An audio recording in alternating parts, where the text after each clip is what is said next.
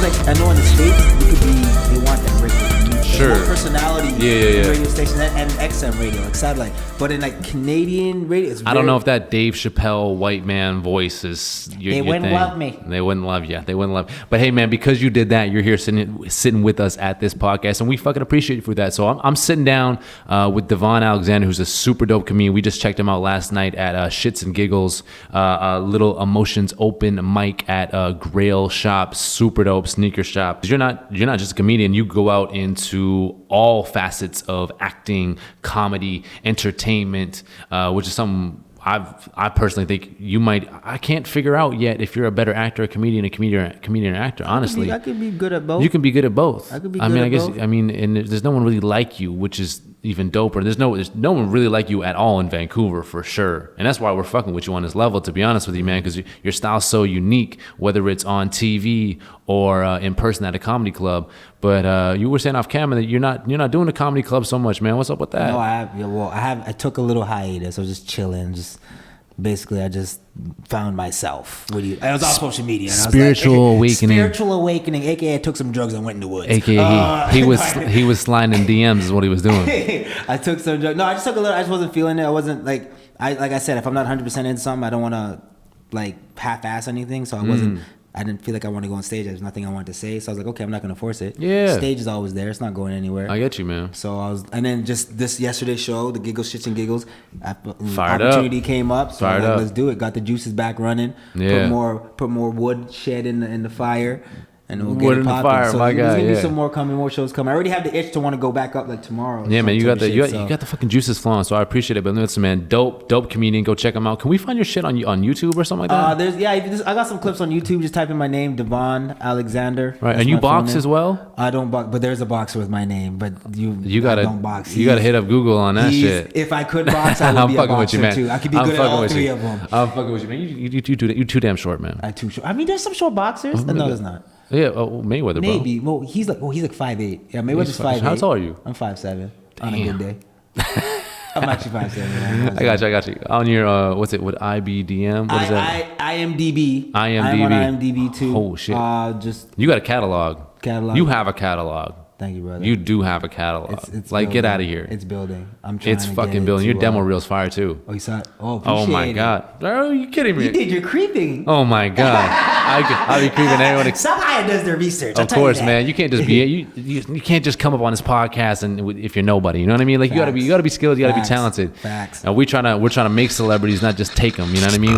And then then the pen game comes in and all that stuff. And then just writing and how you write and just how you be able to create what make it's a No, man, I feel you for sure. But any creative person will tell you the same way and how their process of what they do. If it's Right. stand up, if it's acting, if it's painting, if it's drawing, Yeah, whatever yeah. it is, they all have like their. Once you're in it, you see it differently. Like we were talking about that. When you watch ball now, you probably watch ball differently than I watch ball. 100%.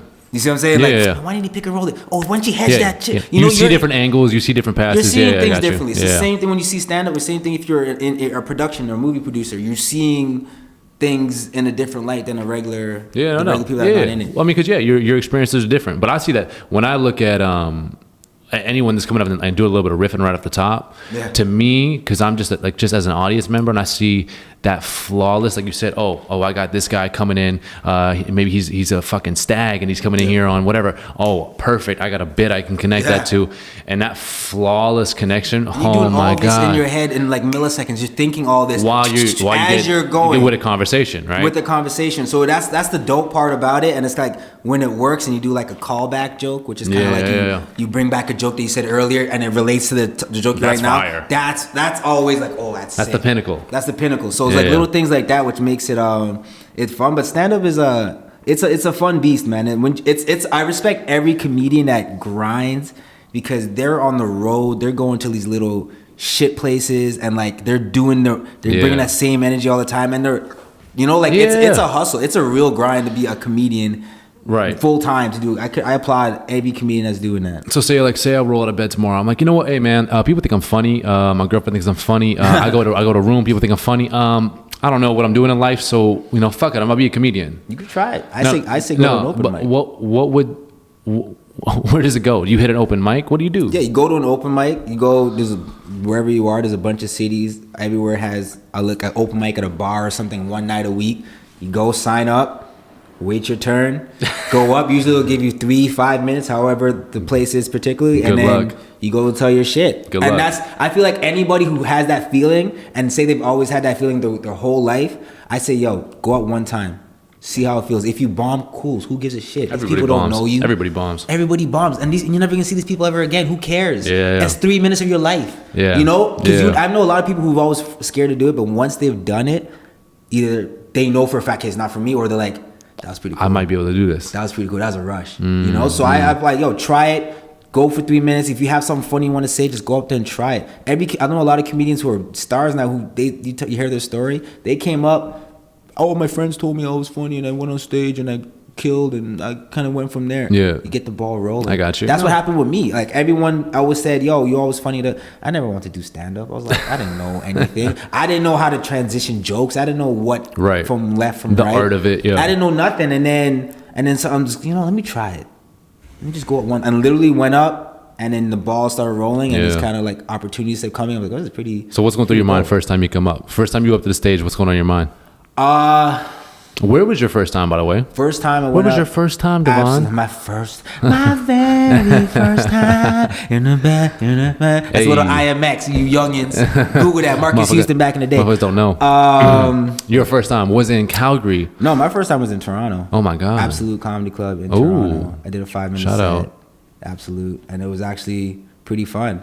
I had some friends there, family there, and it was just 5 minutes. It's actually on YouTube. That was like the first time. I think it was probably the guy who said Devon. I don't know. No, man. What was I wearing when you watched it? I saw the comedy mix. Oh, the comedy mix. Okay. Yeah, There's something else online. I felt so bad. I was like, oh, here's that fucking white Vancouver guy coming in and fucking shit up. And he asked me before that, what was I said? And he went up, and as soon as he got back, when I finished, he's like, I'm so sorry. I apologize. My guy. I said your name incorrectly. No, it's all good. I had it on my hand. It's all good. It's all good, Chuck. He's like, it's actually Mike. I know, Chuck. Yeah. No, you don't get it. Don't worry about it, Chuck. Don't worry about it. That's what I said. No, it was an absolute comedy club. It was pretty dope. Just give me a 5-minute set, and I did that. And then the ball started kind of. I did that, and then I remember 2 weeks later, my cousin hit me up. He's like, "Oh, I know this guy. He's doing this fundraiser thing, and he's looking for like a comedian. I recommend it." Oh, okay, cool. I did that. That was pretty fun. And then the ball started rolling from there. Like I was getting other opportunities. So but man, like damn, that's fuck. That takes a lot of balls, man. That's the number one fear. People are less scared of dying than they are going up and doing public speaking, man. But yet they'll put a comment on Facebook, on social media, and they're the bravest people in the world behind the fucking screen. It's crazy. You know what I feel like? I keep telling people like, because me personally, I feel like if this makes sense, I feel like a introverted extrovert. 100%. Right? 100%. Because like all the time, like 87% of the time, I'd rather be at home, chilling by myself. After the show. Literally. After the show last night. After the party, there was like after party, there was everything. My name was on it. I looked at Fluidic after. I was like, yo, bro, I'm gonna go home. He's like, yeah, cool. I'm tired, bro. I went home, passed out. That's like I don't really like going out too much. I don't really like, because a lot of things just bother me. So I'm like, yo, let me just. And I just like my space. I like my own privacy, right? So that's me. And I feel like social media is for extroverted introverts because you're behind the screen, but you could be yourself. Like they could, but there's no repercussion. 100%. So they feel comfortable with that. They could say what they want. They could. I get that for sure, man. I'm definitely an introverted extrovert because I like that. There's a lot of dumb shit that goes on too. That's what really pisses me off. Like, you know what? Like just like a person is wonderful. People.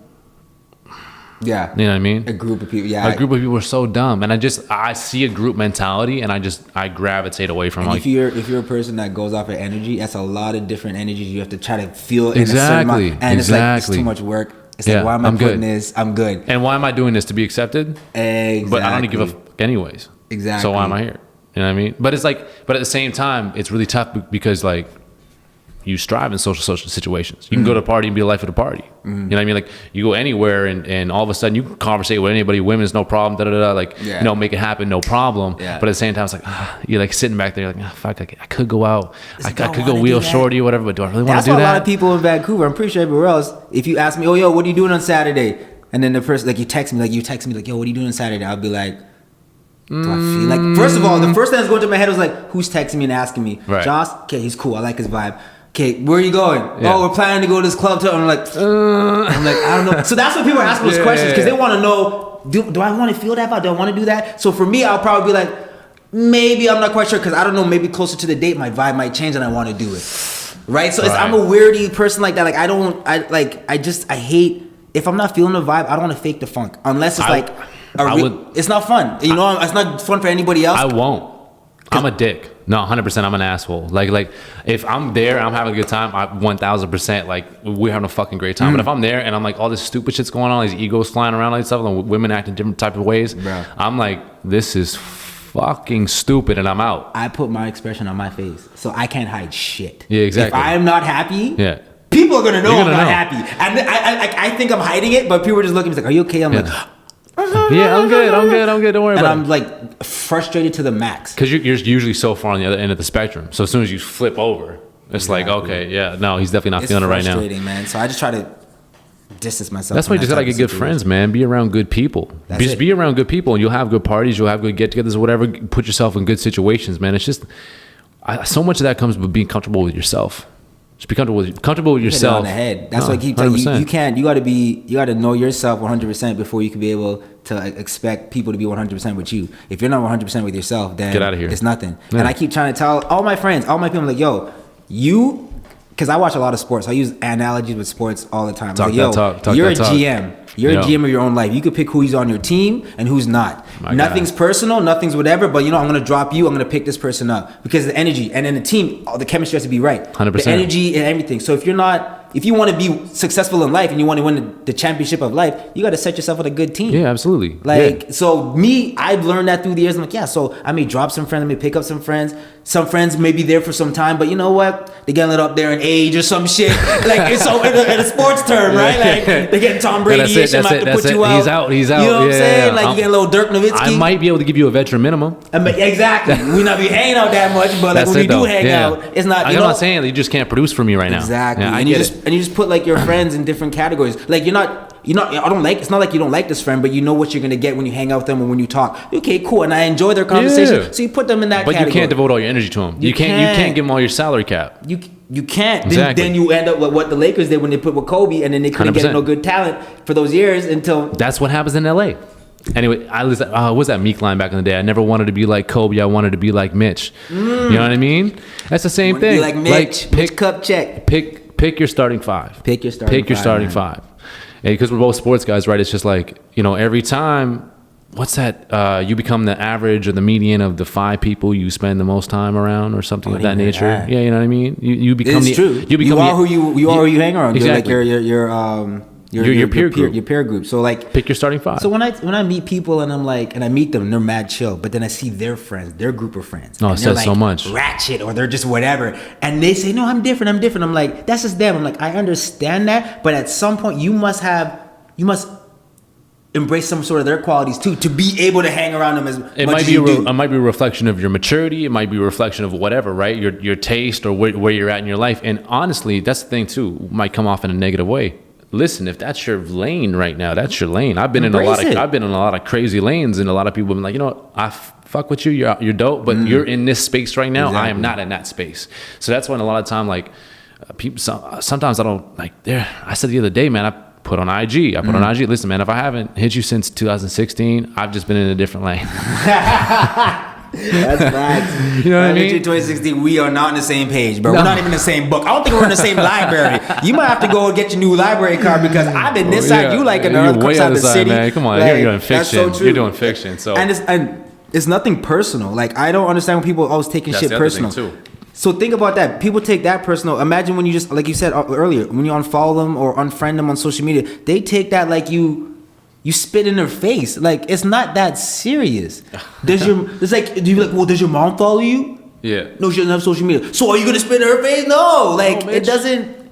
It's fucking stupid. It's fucking stupid. I don't understand it. Like I said before the podcast, man, there was a point in my life where I unfollowed. Oh man, I'm gonna say this right now. People gonna hear this podcast. I'm like, ooh, you're gonna bait. But it's all good though. You know what? I don't give a shit. I want to hear some names. I want to get their handles so I can be. And then they message you DM. You motherfucker. These people, man. I'm a weird dude, and I do a lot of weird things to audit my life and see who's really real, who's really not. Like, for instance, man. Like, so my birthday was on the 18th, and so literally, like, I don't post shit. Like on Facebook, everyone has a birthday. Like, you don't see my birthday there.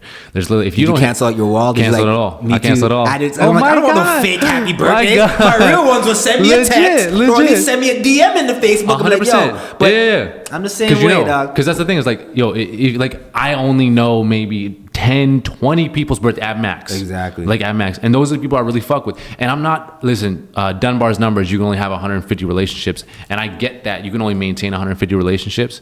But it's like, I really have no need for a circle bigger than X amount of people. That? I'm not saying I'm not cool with you. Anyway, so like Facebook, I do a lot of weird shit. So Facebook, take it all off or whatever. If you're not hitting me on like 17th, 18th, 19th, like if you're busy, you don't gotta hit me on my birthday. Exactly. Like call me 2 days. I don't give a shit. I'll give you a buffer. I'll give you a couple of days before, a couple of days after. I'm not tripping, man. Like it's all good. Like you're at work, I don't really care. But like even if you just know, like, oh shit, just remember, right? Like that's just like that's all it takes. Just that little like. So I do a lot of weird shit on Instagram. Same thing. I was like, I decluttered my life at one point where it's just like I need. Again, you create your environment, so all the information that was coming into me was just too much. So I just cut everybody out. Not necessarily everybody, but I had like 1,000, 1,400 something people I was following on Instagram, and literally just cut it down to 50. Whole number, 50 people.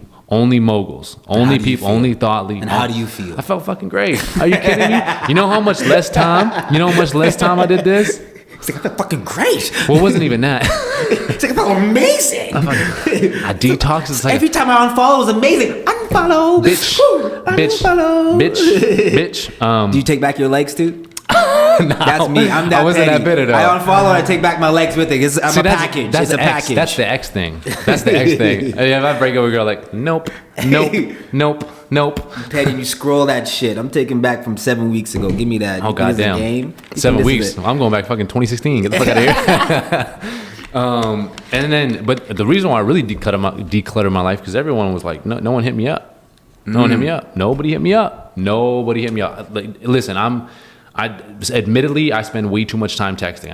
I try to interact with everybody that hits me up on Facebook or wherever, right? Because we got a lot of stuff going on. Business is whatever. So I'm trying to like... Business is booming. He doesn't want to say it, but business is booming. Booming. Shout out DJ Khaled. What was that little kid's name? His son? Oh, no, I think this is the kid that does it. The kid that does it. He sells sneakers, right? Honestly, I stopped following DJ Khaled a long time ago. It was funny for a couple weeks. It was funny for a good hot minute, and then Khaled just rode that. We still riding the wave. He's killing it. But it's too much for me. I can't. He was one of the people that I had to X out because there's too much. I'm looking. I'm just like, okay. Legitimately. Anyway, so like, shout out DJ Khaled. Yeah, shout out. He's killing the game, and like he didn't even rap. Anyways, he doesn't know. That's another story for another day. So I cut these people out, and it's just like I got like my fucking text messages went from like, I don't know. I'd always have like 10 unread or 20 unread or something to fucking none. You're out, Joss. You don't follow me on Instagram? Bitch, you're done. You're out. That's it. And I'm like, okay, so where are your priorities at? So I'm the only value I am to you is just making that ratio look better? What is that? Yeah. What does that mean to you? It's because, you know what, I have people on my social media that would interact with me, like either comment on something I posted or whatever. They'll interact in a way that, from the outside perspective, me and this person are tight. Yeah. When we're not even close for shit. Like, I barely talk to you. But if you see the post, like if you see like I post something and then this person comments on it, you'll be like, oh, they're pretty cool. They must hang all the time. Like, they seem like a friend. Yeah. No, but that's what they want. And especially if you have a lot of followers, you have a lot of things coming through, like a lot of traffic through your posts. Yeah. They're gonna do that. So because they know people are gonna see that. No, 100%. It's a crazy world, man. It's a dog eat dog. But you say you quit social media. I quit social media for 5 weeks. This was like beginning of the summer. I'm obviously back because I need the drug. But no, I quit for 5 weeks. No Twitter, no Facebook, no Instagram. Yeah, so you needed that dopamine. I needed the dopamine, and the crazy part is, out of all of them, obviously Instagram was the worst because you have so much going on at one time. Like that Explore page, I stay away from it. Crazy. That is Lucifer in its form. Like that is a lot, especially when it's catered to you. Like there's so much going on. Like our brains are meant to keep you. Our brains are not built to be taking that much information to process at one time. True. So my head was starting to hurt. Like every time I open up my Instagram. So one day I was like, it was like a Thursday. I was like, let me try going all weekend without just for shits and giggles. Let me So try you would it. just delete the app? Well, for me to not go on it, because obviously we had the muscle memory. Like I'll just pick up my phone, click it. Yeah. So for me to train myself, I had to I obviously logged out and I uninstalled the apps from my phone, because if not, then I'll find myself. Why am I clicking the button? Because it's just muscle memory. It's just there. So I did that. Went for the weekend. It was cool. I didn't really miss it. I had other shit to do. You also have a life. I have a life. Yeah. Like you fail to realize that your life goes on when you're not in social media, because it's that connection that keeps us there. It's like, 100%. what are we missing out? Yeah. It's like, you know what I kind of parallel to is like, you ever go to walk past a nightclub, like down here in Vancouver, you're in Granville Street, you see a packed lineup at this one nightclub, and you're trying to get in. It looks popping. People are coming out, smoking. It's like vibe, music's loud, a lot of beautiful women, you know, whatever. And you're like, oh shit, I wanna be in there. Like you feel like you're missing out on something, when in reality you're not missing out on shit. Like the people are coming out of smoking. You're like, oh, how is it in there? They're like, it's shit in that bitch. You're like, well, it doesn't look like it's shit. No, it's whack, bro. It's That's not. why I'm yeah, out but here. Look at the lineup, man. That's why I'm outside. Yeah, but you like it's that I got to see it for myself. Yeah, but what does it actually do for you? I mean, personally? No. That's what I'm saying. It's like, so does this? I remember hearing someone say, "Listen, at one point I just cut out everything that doesn't push the needle." Does Instagram push the needle? This is where I'm internally conflicted, because as a professional, especially in your profession, you need that shit. It does. And that's toxic. See, first off, I'm going to say it right now. I'm using this to plug. I'm actively looking for someone that will take over all my shit and just post shit. That's what I've been saying. I was like, I want to get someone to just I'll pay someone to take over my social media. I don't care. Just run it by me. Be like, I'm going to post a kid. Cool. Yeah, is this cool? Yeah, go. That's it. Go. You can do it interacting. You can do just go. Because it's like a PR. It's like another part of a business. Like people that know how to do it and run it. It's like it's like a whole separate profession to run their social media, and I understand that now. So me being off the 5 weeks, it made me look at it in a different perspective. You went 5 weeks? It started as a weekend, it went good. Then I went another week. I was like, let me try going. Literally, it was the best 5 weeks I felt in a long. You find God? I did. You know what? Maybe I found God, but it was crazy. I think I found my inner self. I was taking bubble baths. I haven't taken a bubble bath. Oh my God, my bro. Yeah, with candles and Epsom salt. Like I was going in. I haven't done that shit. I respect it. It was amazing. I respect it. But like, yeah, I don't. It's literally. I just kind of. Your brain was started to work how it's supposed to work, and the universe would start. You're basically getting information when you were supposed to get the information, right? So I found myself, for example, I went to within the first week, I went to an audition. It was like during the day, I finished the audition, I'm leaving now, and I'm like, obviously I'm not on social media or nothing, so I'm like, I got nothing else to do. So my brain just started to wander. I got shit to do. Yeah, I ain't got shit to do. So my brain started to wander, and I was like, I remember. Bro, you started smoking weed. I got a little something in the back. It's Friday, you got shit to do. I ain't got no job.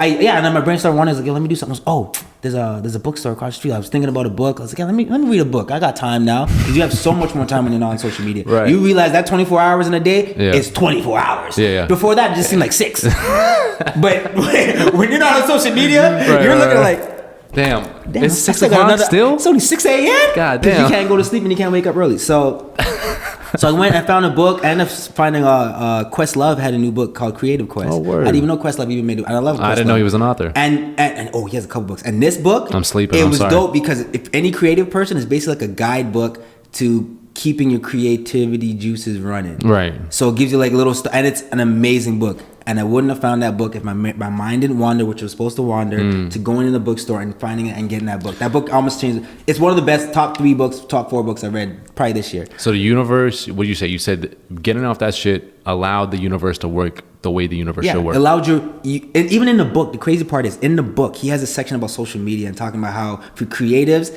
it helps you and hurts you. One, because now social media has made creative people be more hunter-gatherers than farmers. Oh, Imagine reading this book. Shit. While I'm living it, I'm off social media at the time, and he's speaking the shit I'm going through at the time. So all this energy in my head is like the universe, the gods. I was all over the place. I was flying. Jesus Allah. And I was high at the time too, so everything was just like floating. But it made sense. Like what he was saying was making sense, because we would put ideas in our head, but then we don't want to let it go because we may see shit on social media that maybe influences in good ways or bad ways, and we just forget. We don't the thought will go. Thought's gone. We don't let it grow. So he also said in the book, people nowadays are scared to be bored. No, being bored is what makes your mind wander, makes you think of things. Anxiety. Think about when people are bored, what's the first thing to do? Yeah. We're too scared. We want to be connected. We want to feel like. That's why you're so valuable as a comedian, my man. Because the art of conversation, there are a lot of people that have great social followings, like tens of thousands or hundreds of thousands. But hey, let's get on your podcast. Listen, man, I know you can't interact on a level. I'm gonna shit for saying this, but they could type a good status. But though. I know you can type a good status. I know you. You can do a dope caption underneath the photo, man. You have some illest captions. And that's the dopest thing about that's your value. Because listen, a lot of like if I had them on here, it would be like, okay, listen, we're gonna talk about this, and we're gonna talk about this, we're gonna talk about this, we're gonna talk about this. Listen, be prepared, have your points, because you don't know the art of conversation. Versus like, I was like, man, let's come on a podcast, let's kick it, let's talk whatever, let's talk hoops, talk social media, talk whatever, right? Isn't that crazy? To think that you can't, like, having a regular conversation is like, yeah. I can't do it. Speak. So it's like, that's why people don't even want to talk to their grandparents. Oh, man. You know what I mean? Anyways, that's completely different. What? Jesus Christ, that's a fucking tangent. That was a crazy tangent. I was like, I was like, wait, did he even ask me a question? I don't think I asked you fucking shit.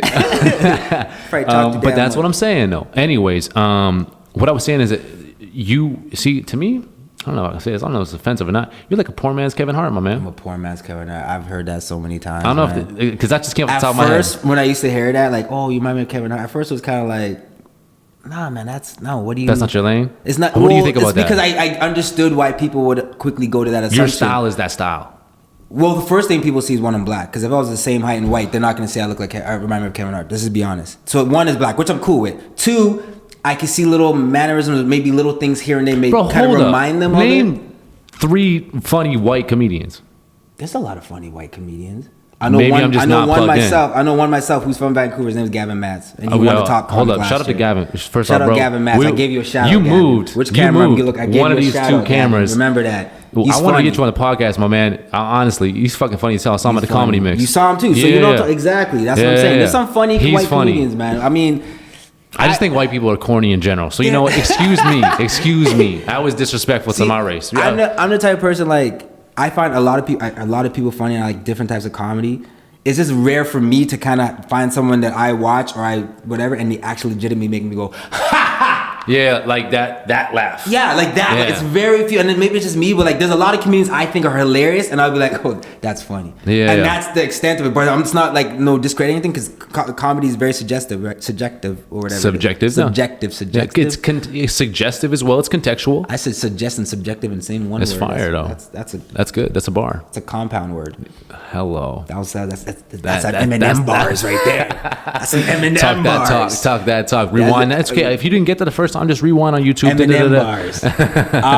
But your style of comedy. Mine, well, I understand why people will get that. So at first, initially, I was kind of like, man, I don't like it. But now, as I kind of got through it, I kind of embraced it because I look at Kevin Hart's hustle and I look at his stuff and it's inspiring. He's the number 1 comedian in the world. In the world. You see what I'm saying? In the world. So I look at things like that and I kind of just blocked out maybe one of the couple reasons why they say that. Oh, you might make Kevin Hart, but it's just. No, man, that's the way you speak. It's your cadence. Myself. I'm a person. Cadence. It's my cadence and stuff, but I'm so maybe like not ego, but like competitional wise, I'm like, yo, I'm myself. I understand what I'm saying, but so you're like, fuck I'm that myself. Guy. Mm-hmm. Like no one reminds you. I don't think anyone should remind you of anything. You should be like, you're your own person. You're yourself. Yeah. Right. I'm not trying to be like him. I'm not whatever. There's how many billion people in the world. I'm guaranteed there's someone that reminds you of just me. like yourself. Yeah. And his name is probably Josh. With an H. His real name is Josh. This motherfucker. You know, that's what I'm mistaking you. Like, yeah, there's probably a Devon in fucking India that does comedy, man. So you know what? I won't be surprised. Yeah, fuck that. I won't be surprised. Fuck that guy, so it's a compliment. I appreciate it. I mean, I don't like comparison like that. I feel like I'm myself.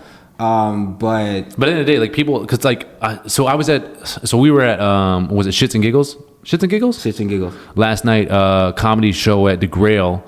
And fun time, fun show. It was in a sneaker shop. If you missed it, then you missed it, and then you it was a town hall meeting, is what it was. It was dope. It was a very personal vibe, and it made the room and it made the experience a lot better. It was pretty fun. So where I got that from was like I was standing next to some lady, and she's like, "Oh shit, like he's actually fucking funny. He's like a poor man Kevin Hart," and I was like, "Oh."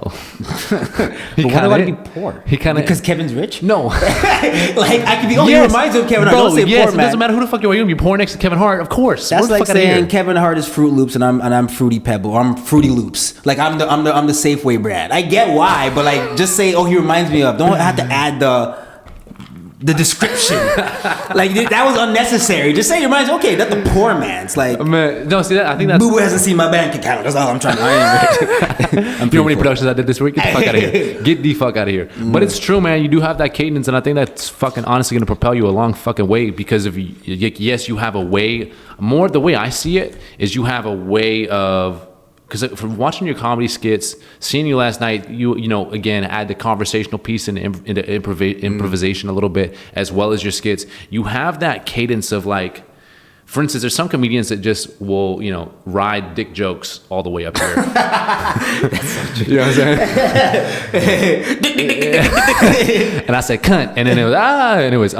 Some comedians do that with swearing too. Sorry to cut you off, but like with cussing, because they know they have to say the F word or whatever, it's gonna gather something, especially if they have a funny voice and stuff. But yeah, anyways. But you see, you have a way of you can bring the energy back up here, just like it's like a roller coaster ride. Yeah. You know what I mean? Where it's like, oh, so you're riding off the coattails of a joke, and then it's cool. Like you're not worried. It's like a Dave Chappelle thing. Yeah. It's like he's hanging out. He's hanging out. He's here. He's hanging out. I'm going for, and man. All of a sudden, boom! Oh yeah, ride the wave, and then boom! But it's okay. Yeah. You know what I mean? So it's like you don't have to necessarily go vulgar. You don't have to necessarily go something outlandish. You can be you and let your personality bleed out. So when I say like, oh, you kind of have a Kevin Hart vibe. That's kind of what I get. You know what I mean? See, I need people to explain it more when they say it, because how you explained it, I understand. Yeah. But some people, they don't. Just like, oh, poor man's Kevin Hart. But no, I get what you're saying. Appreciate that. That's where my whole mentality was every time I go on stage. I don't want to make it seem like people are coming out to see a show. I want people like it's like a conversation. Yeah. Like we're literally sitting down. That's why yesterday's vibe, how it was set up, it kind of suited to more of my style of what I feel more comfortable with. Because I don't like my type of stuff. I don't just like tell jokes, funny. I like to tell shit that's real shit, like how we're talking now. Exactly. And then you might sprinkle some. And then you get some fucking laughs in between. between. Because when I talk real shit, the funny just naturally. When I talk about shit that you're passionate about, any comedian that talks anything that they're passionate about, and they're a funny, natural person, the funniness is gonna naturally come out. That's when it hits. So that's when it hits, and people in the crowd can read that, like. When you come on stage and make it personable and you interact with the crowd in a way feels like they're involved in the show, 100%. Which is what you want. Yeah. Because it's not like they're sitting there and they're scared. Now they're like engaged. Yeah, I hate that. That's why podcasts are so good now, because people feel like they're in the room in the conversation with us. Exactly. Right? Hanging out. They're probably talking to the screen right now. I agree. And no one there, but you're by yourself. Like, yes, bro, I've been saying that for weeks. He's like, yo, I've been saying that for weeks. Yeah, this guy is like Kevin Hart. Yeah, I know. Damn it. I used to get Little Duval, actually. Oh, for real? I look like Little Duval. I used to get that when I first started. They were like, oh, you remind me of Little Duval. But now that he's big and I ain't getting that. Yeah, I see that. But I smile, bitch. Okay, yeah, smile, no, sure. Bitch. No, for sure. Come on. Who'd you look up to coming up? Like, who are your big inspirations? Man, like, like what inspired me to do it was obviously I love Martin. Yeah. I watch all of his shows. His episodes, I've watched every episode like 20 million times. Right. I could quote everything. His stand-ups, Jamie Foxx. Ooh. I actually really like Jamie Foxx because people don't know that. No. People don't know Jamie. People don't know he did stand-up. He's a singer. Oh my god, that's crazy to me. Jamie Foxx, I appreciate Jamie Foxx so much. One, because he's hilarious as a stand-up, and people could still take him serious when he's serious. He did great. God. He won an Oscar. How many comedians do you know? There's a handful, maybe whatever, that could transfer to both. Yeah, I don't even that know. Are like you could when he's joking around, you see, and he's funny. Yeah. But when he's serious and he's there. Yeah. So he has a good balance, and I always respected that from him. So I like him. Man, Jamie Foxx and Chris Brown, I think, are two of the most single-handedly talented people in Hollywood. Brown's crazy. It's insane. That Heartbreak on a full moon. 45 songs of fire. I listen. That was 2017. Yeah. I'm still not through it. Me neither. It's still in my playlist. It's fire. Yo, grass ain't greener on the other side. Yo, that album. This guy is grass ain't greener. Yeah. This guy's a beast, man. Chris Brown's a beast. I love Chris Brown. Okay, my bad. I cut you off. You said Jamie Foxx. Obviously Martin. I grew up watching like the Def Jam, and like my whole thing, what got me into comedy, into acting, really, so much more acting and comedic acting, was 90s sitcoms, man. Like, wow. Jamie Foxx Show, Fresh Prince, Wayne's Bros, all the WB shit. My God. Family Matters, TGIF on Fridays. You know what I'm saying? Boy Meets World, like all these, vibe of anything 90s, music, TV, fashion, everything that was inspired me to like. I love watching that stuff. I still watch to this day 90s sitcom shows. You a 90s R&B type guy. I love 90s R&B. Yeah, I love the. Obviously, I referenced IMX earlier. What is IMX? So many people don't know what the fuck we talking about right now. No. But I don't actually give a shit. Google it. Like you have no excuse now. Yeah, come on now, get up on it, man. Fresh Prince of Bel-Air, man, it's crazy. Some people don't even know, man. Like that's, man. I don't watch TV. I'm gonna be honest with you. I don't watch TV. Fuck TV. I just don't watch TV now. But I don't watch anything. Do you watch like on YouTube and shit? Like you watch clips on YouTube, or you like Netflix? Or no TV at all. Like, no Netflix, you don't sit there and watch anything. I won't, bro. I just can't. I feel like I'm wasting my time. See, but with Fresh Prince though, I probably that. watched that. There's 6 seasons. I fucking watched every one 1,000 times, man. I literally. I've put myself in some advantageous situations with females based off Will Smith lines. I'm gonna say that, you know what I'm saying? That's all I'm gonna say. Don't tell me you use Will Smith's lines to actually pick up girls in real life. 100%. Because listen, white girls don't know. This guy, it doesn't work in real life. I could see where you would try because I make it corny. And like, oh man, this guy's so corny, he's so cute. Because you're hoping they kind of probably watch Fresh Prince too, and they'll get the exactly, or and whatever. it'll be like a nice laugh and a nice in, and then it just turns out to be like this guy's a creep, and then she walks away. No, but that's too much time. That's a lapse. At that point, it's already wrapped, so it's over. That's unfortunate, brother. I don't know what you use. See me, I like Will Smith. It's mad fucking unfortunate. Yeah, that's really unfortunate, brother. Yeah. Even though I love Fresh Prince growing up, that was one of the shows like obviously everywhere, and he's one of those shows that transferred over to everybody. Like everybody knows about Fresh Prince. I'm a white kid from Canada, man. You see what I'm saying? Like he's one of those. Like a lot of people don't know about Martin, but in the black community or just people that kind of grew up watching those kind of shows and whatever, Martin's equivalent to Seinfeld for us. Like for white people, Seinfeld is Martin's that show. And it's exact same. I'll be honest with like, you, man. I never fuck with Seinfeld, but I got you. I know but it's the same. This is how white people like. Oh, they love Seinfeld, and I love Seinfeld. Seinfeld's hilarious. I watch that show. People growing up, people like, oh, you watch Seinfeld? Like, yeah, I watch Seinfeld. So I watch Friends. I watch Seinfeld. I watch like all those. Like it's funny. Funny's funny. It has no color. It has no whatever to me. If it's funny, I'll watch it. I don't. I don't care a label stereotype. Like if it's hilarious, I'm like, oh, that's funny. If the writing, it's all about the writing. The writing is good. Yeah, I'll watch it. Yeah. No, 100%. That's something that bugs me, man. Is like, man. See, me personally, like I've always loved basketball. Always loved hip hop. Like I find, honestly, like I said, there's not a lot. I don't really fuck with white comedians. Joey Diaz, Bill Burr. That's like Bill Burr's funny. Like there's only a couple Bill like white comedians. Bill Burr's like I always do his podcast, man. But like I've always like. Black comedians or whatever always just been way fucking funnier to me because they're more outlandish to me. I feel like I don't know what it is, but and it's not even just talking about the type of jokes. I know some people are like, oh, because you're black. It's not even that. It's not even about the jokes. I feel like we have that natural. It's about cadence and moving the crowd. Cadence and that natural charismatic self. 100%. Especially like in Canada, a lot of the black comics from out east, like when you go to Toronto and you go like Montreal and you see all these black comedians out there, how they work. It's hilarious. There's so much talent in Canada for comedians. It's crazy. Like there's some funny heavy hitters out here. So it's funny. I get it's probably just maybe our charismatic self and just like maybe I don't know what it is, but I get what you're saying. But there is some funny white comics, man. There is some hilarious put me on right comics. now. I mean, honestly, like I don't know. Me personally, I don't know my name. You asking the wrong person. I don't know my name. There's some funny white comics. Who? No, I don't know. There is. It's just that they're out there. I don't know them personally, but I'm not saying they're not out there. I don't follow because my thing. I just stay in my own shit. I just stay in my own lane. I don't really watch other people. I hear all these names and stuff, and I may come across some people. I'm like, okay, cool, dude, keep doing your thing. I'm always about doing your thing. I don't try to people watch too much, but I'm just saying there is funny white comedians out there. Like I don't know whether there's a stigma behind it between white comics and black comics. I don't know in it. Like that's my thing is my head has always been in just saying whatever's like be honest and saying what you think is funny and observation wise, right? Yeah, exactly. That's where my comedy comes from. It's mostly talking about myself.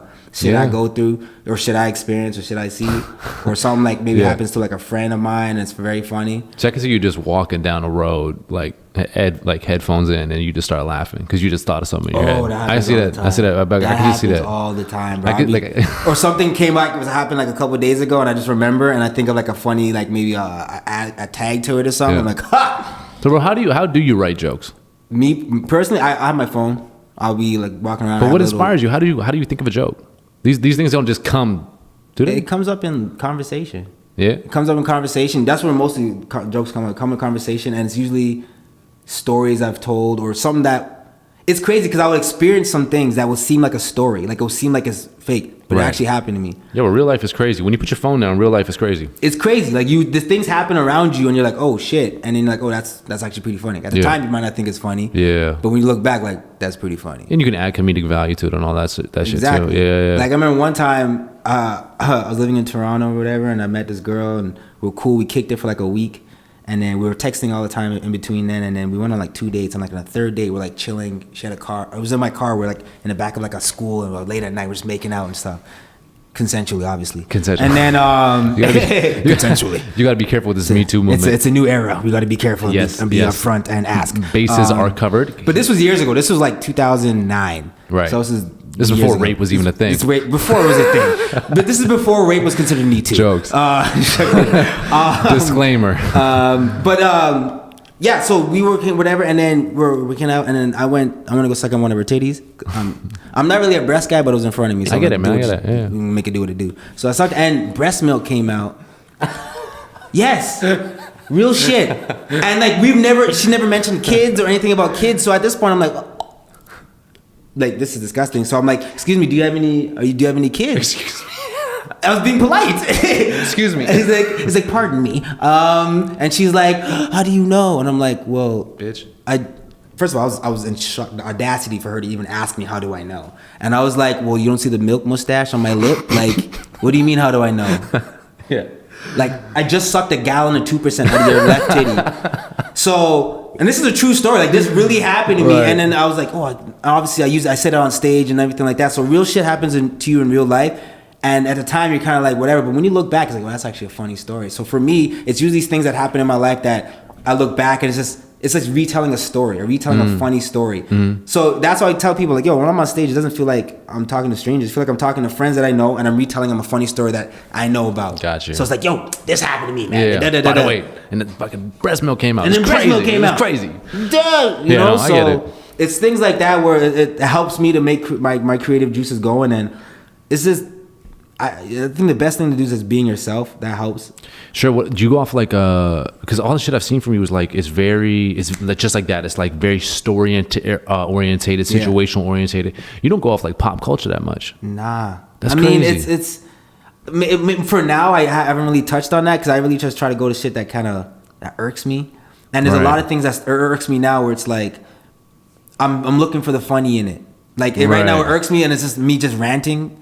But I'm trying to find the funny in it so I could maybe start talking about it on stage. Right, a lot of stuff is literally a lot of stuff to do with social media, how people act, and our little shiftiness, like we think we're slick, like you know, like little things. Shit we do on social media that makes you think we're slick. Yeah, see, just the dynamics between social media, real life, and how people act and texting. And you got some funny ass bits, man. You got some funny ass. I'm not gonna give any of it away, but man, like you got some funny ass bits going on with like because it's so real and relatable stuff. That's where I really try to aim at, like make it relatable. So it's like across the board. Doesn't matter what you're going through in your life, you probably experienced something like that, or you know someone who's experienced something like that. Yeah. Would you say you have a niche, like in terms of like a lot, like dick joke comedians? You know what I'm saying? Jokes? No, I mean like there's the race comedians, there's the dick joke guys, there's the guys that are the family comedians that keep everything PG. Oh, they talk about their kids. You know what I mean? All that shit. You know what I mean? Like, would you say you have a niche? Nah, man. I for me, thus far in my career, which is not that much, it seems a lot, but in comedy world, how long have you been going at this? I on and off, really, mostly for like 7 years. So 2011 is when I first started the ball rolling, but that is nothing in comedy world. Comedians, like, they're in it for like 10, 15 years before they even find their voice. Yeah. Before they become ultimately comfortable in there. Like, you talk to any veteran comedian, they'll tell you it's a long haul. So for me, it's like, it's not even that much. And I still feel in my head, I haven't really fully been comfortable got your voice yet. Yeah, I still don't think. That's crazy. So, but yeah, my niche, I think my niche is just, I just talk things that I experienced. So so people in the audience could understand, because think about it, if I'm up there and I'm talking some bullshit, sometimes people in the audience could be like, that's funny, but meh. It doesn't seem, but when it's shit that's real and it's happened to me, you guys could see it off of me, like, oh, like if I'm, right. when you tell a story about something that happened, you playing ball or whatever, you telling the joke or whatever, just the passion that you're going with it, okay, it's real shit, and I'm feeding off your passion about it. So that's where if it's happening in my realm, in my world, that's where I kind of feed off and use that creativity to kind of express shit. Got you. A lot of shit is kind of funny, but it's mostly about me, because in my head, I'm like, every time you come to my show, you see me perform, it's all about good vibes and just dope energy. It's good just time. Talk good time. Yeah. There's no, I'm not trying to like you're definitely a bombard you with positive shit. dude. There's like, but I love negative comedians at the same time. Like Bill Burr. Bill Burr fucking complains about everything. I think he's funny as shit. But he does it in a funny, and it's like he's negative, but doesn't, in a way, you don't feel like he seems like he's negative. Like it's just like right. Yeah, you don't take him seriously, right? But it's funny. So I get it. People have their niche. Mine is just kind of, for me, I don't know what it is. I'm still trying to figure that out. But for now, it's just me just telling my story and just anything I experience or I go through.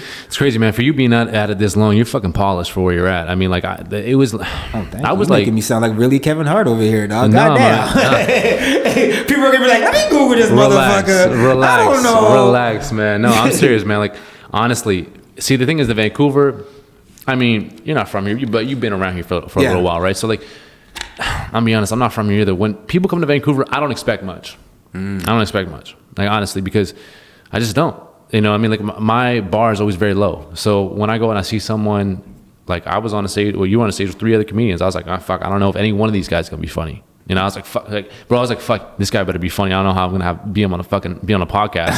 You know what I mean? I was like, oh my god, shit. That a lot, but that's that thing, and it's like. But it's like as soon as you start going 2 minutes into your set, I'm okay, we good. Yeah, you know what I mean. You get that. Yeah, I see. I know what you're talking about, because you get that. It's funny because I had friends I've known since like high school, and they'll come see me when I do like a show in Calgary or something, and they've never seen me live, and they're all like, "Well, you better be funny, man. Yeah. We're watching. You better not bomb." And in my head, I'm like, I perform in front of strangers all the time. I think performing in front of a friend I've known since high school, no problem. No problem. Get out of here. So it's funny when it's kind of like I get that a lot, and it's. You basically saw someone in their element of what they're supposed to do. That's true. Because I see some people, like, you may see them outside of what they do, and then when you finally see them, like, I have a friend, he's like a musician, he's hilarious, he's a dope dude, he's in Fake Shark, it's a band out here in local Vancouver, he's killing it. Shout out Kevy, it's a shout out time. But I known him outside of his band, like, I didn't see him in his perform in his band, but when I saw him perform live, totally different. You can see him in his element. Like, it makes sense. That's what it is. That's what you're meant to do. Like he just looks so comfortable and is in his thing. So it's a dope thing. Like if you see someone, someone, your friend, and they do whatever they do, like they're a welder or something. Yeah. Then when you go to the job and you see what they're doing, they know all the ins and outs. Like, makes sense. Shit, he's okay. Yeah, no, like, he actually is he that. He says he was a welder, but I don't really know what he did when he left in the morning. Yeah. Now that I'm seeing him, he actually does do shit. Yeah, he's nice. He's nice with his. I mean, that's the worst part. I feel like being a comedian is the worst fucking profession for that specifically, because it's all contextual. Like I walk up to you. If I started this podcast, like, all right, Devon Alexander here. Hanging out local comedian or whatever. So what's up, my man? Could be funny for the people. That's the worst. You know what I mean? Like you walk into you gotta have expectations coming up onto you. Like you go to a party, like, oh, yo, my boy, he's a fucking comedian. You know what I mean? I hate that shit. That's gotta be because crazy. That's not me. I guess maybe the label of comedian. Bro, naturally that is you. I get what you're saying. You see what I'm saying? I just want to say, I see where you're going with this right now, but naturally you are a fucking funny guy. But yeah, sorry. But you get what I'm saying, right? Like I just kind of like, I'm just like, when you put a label on it, then it's like, you have to force. It's kind of like you're on social media and it's like, okay, well, I got 10,000 followers. I got to post something. Like you feel like, oh, I got to feed these people. I guess I'm naturally funny because in conversation, funny stuff comes up. And that's me naturally. Like I don't like, there's a lot of comedians that just always they're always trying to be funny. I'm like, look, when you're trying to be funny, people can see that, people will read it. You're not funny. If it comes out naturally, cool. And I'll be talking with people and I'm like having like a real conversation. I maybe see some real shit and they're just kind of like, because they're waiting for a funny punchline or something. And there's nothing. I'm just like, I'm sorry. I'm talking. I'm speaking. I'm having a conversation. Is that not good enough for you? Let me text it to you. Yeah.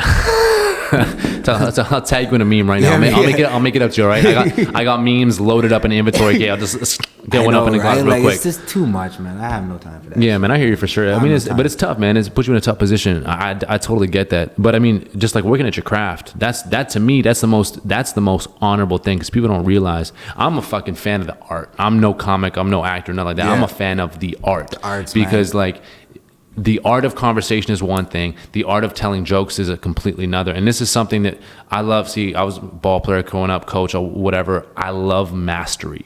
So when you like, that's why you love Greg Popovich. 100%. No, 100%. You love that. 100%. You probably like Phil a little bit too. 100%. I love that stuff. 100%. You already know. We got each other. Got you. But it's like anything that you can accomplish in 5 years, I don't really want to do. You know what I mean? Like, it's like, well, you know, this is here. Okay, I gotta do X, Y, Z, and then I got it. You know, like, versus something like comedy or an art or even a skill. It's unknown.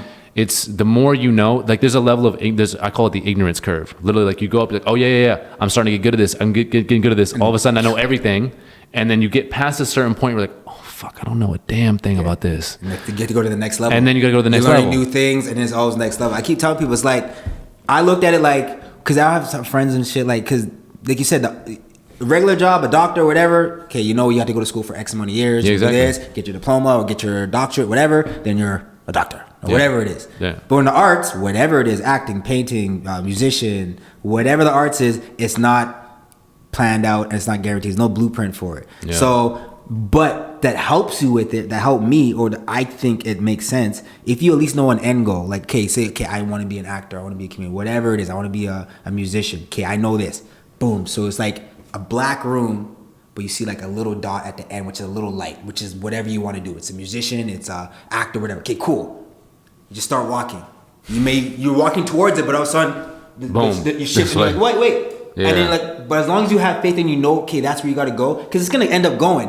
And then the closer you get, the dot gets bigger, bigger, and you're like, oh, okay, well, I don't have to go straight. I may have to go there. It's like there's a ride back in Disneyland years ago. I don't know if it's still there. Space Mountain. It's like a roller coaster, but in the dark. Okay, word. So you don't know if you're going left, right, up, down. You don't know nothing. Yeah, but you know the end. Like, you know it's gonna end soon. So it's like that's exactly what it is. Okay. As long as you have an end goal, you know what you're gonna do. Then it's easier to map out, because you be like, okay, I know I want to do this, so I'm gonna work here just in time to do this, or the amount of time so I can get money for this, because it's gonna end up with that. Yeah. So you're catering everything to that little dot. Got you. If you don't have that little dot or that little light, you're lost. You're going in a circle because you don't even know where you want to do. Mm-hmm. You got to figure out what you want to do first, and then it's easier to navigate through and then work your way backwards and figure out what you got to do. See, like that's the dope thing about you, man. Is like, see, what we try to do in this podcast and what self-hire trying to do in general is like, we don't necessarily want. We don't want to just, okay, let's get any big celebrity on here and just, get our big up our platform. We don't want to take celebrities, we want to make celebrities. You know what I mean? So it's like, we pick out strategically, like, bro, we have guests from now till fucking January. You know what I mean? Like, there's so many people that even if we got people booked that we really want to do, and then there's people that we could do, you know what I mean, that have just hit us up. But it's like, we don't want to take celebrities, we want to make celebrities. So it's like, when we pick people, it's like I truly, not just because you're on this podcast, but I truly believe you're slept on. Like, there's certain people that haven't seen you that need to see you. So when you talk about your light, in my head, I'm like, how big is this guy's light for him right now? Is it just a speck? I don't know. It was a spec years ago. It's got bigger. See, that's the thing. So you talk about goals, and I'm like, well, like, you're on major productions. You have you're on TV. You have mainstays at different comedy clubs. So it's like, yeah. Well, look what they say. You aim for the moon, but you get the stars. Whatever that shit. Aim for the sky, but aim for the moon. That's what I do. So in my head, like, these are dope. You've made it in a lot of people's minds. But that's where you got to expand your mind, because it's always about expanding your mind. Like, I remember when I moved from Calgary, go to Toronto. My initial goal, because I went for radio broadcasting, my initial goal was like, oh, I'm going to finish this course, come back to Calgary, help Calgary start a hip-hop station. Oh, damn. That was I moved out of Calgary. I was in Toronto for like within a year. And you're like, fuck that. And I just seen new people, witnessed new things. My goals change. Your goals could always change. You know what I'm saying? So once take twist, you have to go and explore and see different people, meet different people, and expose yourself to different environments to see these things. If not, your goal's gonna be the same. Who says that one goal initially is what you're really meant to do? Yeah. You only have that goal initially to guide you to the next step. Got you. Because they for example, this is my goal. Say I went to Toronto for radio broadcasting. if initially my goal was I'm gonna be an actor, because my mind wasn't even thinking about acting back then. But if my initial goal was to be an actor, I would have been like, man, that's too far. I can't think. Like maybe all these doubts would come ahead. But radio, I was like, oh, that's doable. But I had to go there to see the environment and get my brain going to think about acting. Like, it's just steps to it. So that's what helped me get through. And then obviously there's been ups and downs, but the closer I get to it, the little circle gets a little bit bigger. Right. But in my head, I don't think I have bigger pictures of it. Anybody who's an artist always thinks big. Of course. If you think small, you're cutting yourself short. Yeah. Right? Like any artist will tell you that serious about it. If you ask them, do you have a plan B? What do you think they're going to tell you? Fuck no. They're going to laugh in your face. Yeah, I don't have a plan B. Yeah. That's just the first sign of doubt. Because they'd rather die, man. A lot of people I know would rather die. Yeah, for and real. that's where I went wrong initially. My whole process was thinking was like, okay, I knew I kind of wanted to do acting shit, but I felt like that was so far-fetched. So I was like, hey, let me work on my plan B. So when my plan B is situated, I have a fallback. I have a cushion. Right. So if shit doesn't work out in acting, I'm good. That's what my mind was at for like when I moved to Toronto. After like I was thinking about it, but I'm like, yo, why am I'm just setting myself up for, let me go all in. Yeah. If you don't go all in something, you're not gonna, you have to go all in. You can't half-ass it. I'm with you. You can't be on the fence. I'm 100%. You can't be Mr. Wilson. This ain't Home Improvement. Yeah, I got you. Shout out Home Improvement. That's a 90s. When did that shit come on? That's been off the air for a long time. I'm making these 90s references all day. I know it all day, bro. No, man, I'm with you for sure. Definitely. I hear you with that, man. But like, the thing is, like, I don't even see the level of success is so broad. Do you know what I mean? Like, so I can look at you right now and be like, listen, you're here, you got X, Y, Z. You can eat, you're good. You're eating off your passion type thing. You know what I mean? Like, to me, different people's lights are so big. You know what I mean? Or so small or whatever it may be. You might be like, man, I'm trying to sell out stadiums. I don't know what the fuck you're talking about. Like Kevin Hart, get the fuck out of here. Exactly. You know what I mean? A different, like in my mind, I you know what it is? And then another other feeling could be is like, I feel like there's more than just this. This is not the only, like I've always felt that way. That when I moved out of Calgary, I felt like there's something more in this than just Calgary. When I was in Toronto, I was happy, but I always feel like there's something more. So for me, it's like, I thought I'll get to this point and I'll be like, I remember at one point I was starting off acting. I was like, man, all I want to do is just be acting and have a part-time, like, be going to auditions and have a part-time job. That'd be dope. Yeah. And when I was finally getting to do that, I was like, man, this is fun, but this is more. Yeah, what's more? I want to be full-time. For sure, man. You get that? Oh, I want to be this. So there's always more to it. That's right? how hustlers work, man. Like you want to make the basketball team, all of a sudden, okay, you want to be in the top 5. You're in the top 5. You want to start. You're starting. Now you want to be a star player. I want to be right? all-star. I want to all-star. I want to be. I want to make first team. That's how winners are. That's how winners are for sure, man. For me, it's crazy to see you. First off, your acting's fucking dope. Like honestly, man, like I saw you act, and then it was a surprise to me. I was like, okay, so this guy's a super good actor. He's probably a shitty comedian. You know what I mean? I saw you act, and I saw you kill on stage. I was I'm the poor man's Kevin Hart as well. I'm not gonna let that one down. I was fucking with you. It wasn't you, it was a girl that said it, so you just relayed with the girl bitch, said. man, fuck him. I hope you're watching, boo boo. I'm gonna find you. She was pillow talking to me. Like, baby, and slide in the DMs. Please. So I could unfollow and then unlike all the photos I liked and report a photo. Anyways, but yeah, it's just like I see you. What was I going? I was saying like, what was I just saying? So you saw me in something and you were like, oh, he's probably a shitty. Oh yeah, probably shitty comedian. Oh yeah, so what I was saying is that I just did a Joe Budden right there. Smoking in here? He does that so he does many all times, man. I'm like, damn, them drugs are catching up. Rory. Cat, what was I talking about? Anyways, I'm like, them drugs are catching up. They definitely are. You know, he did some shit. Oh, but of course. I saw you acting. I saw you, and I was like, oh shit. So you got both lanes. I was like, okay, and that's kind of when it clicked. We hit with the producer, and I was like, okay, we gotta let's make this happen. And it was like, once I start to get to know you and understand what your comedic value is, it seems crazy to me that you do the acting shit because you're such a personality. Where it's like certain personalities.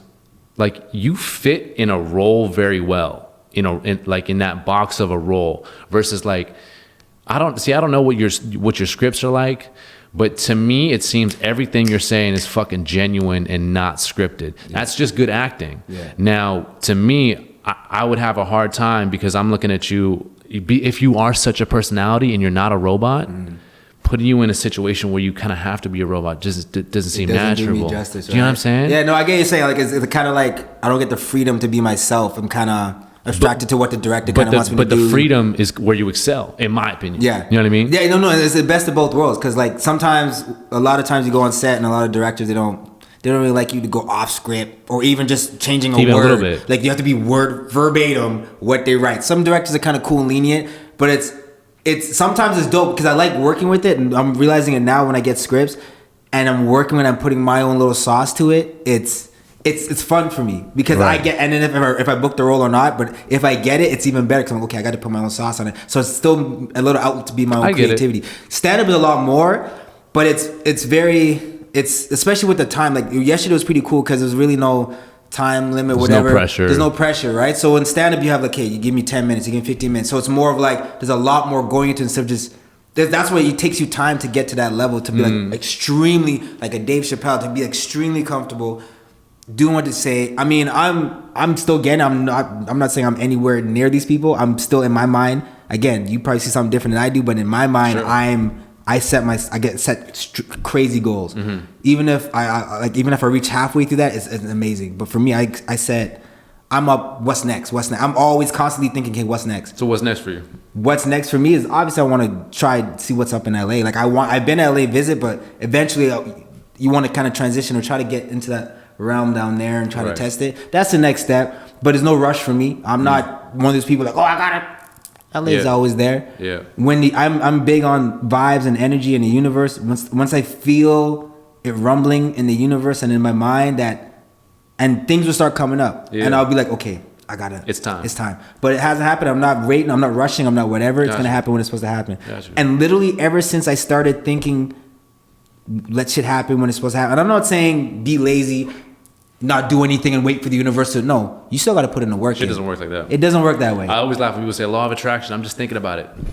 That's the laziest shit. That's the funniest thing in the world. That's the laziest shit. So it's like once you start realizing that kind of things, and Ryan comes right back to what we said earlier. You got to know yourself 100%. Once you're comfortable with yourself, and you're always revamping and learning new stuff about yourself, right? You're always learning. So once you get comfortable enough where I know I'm comfortable in my own skin, then it's easier to navigate in this world because you're realizing shit that used to bother you and stuff before. You're like, man, this ain't shit. Man.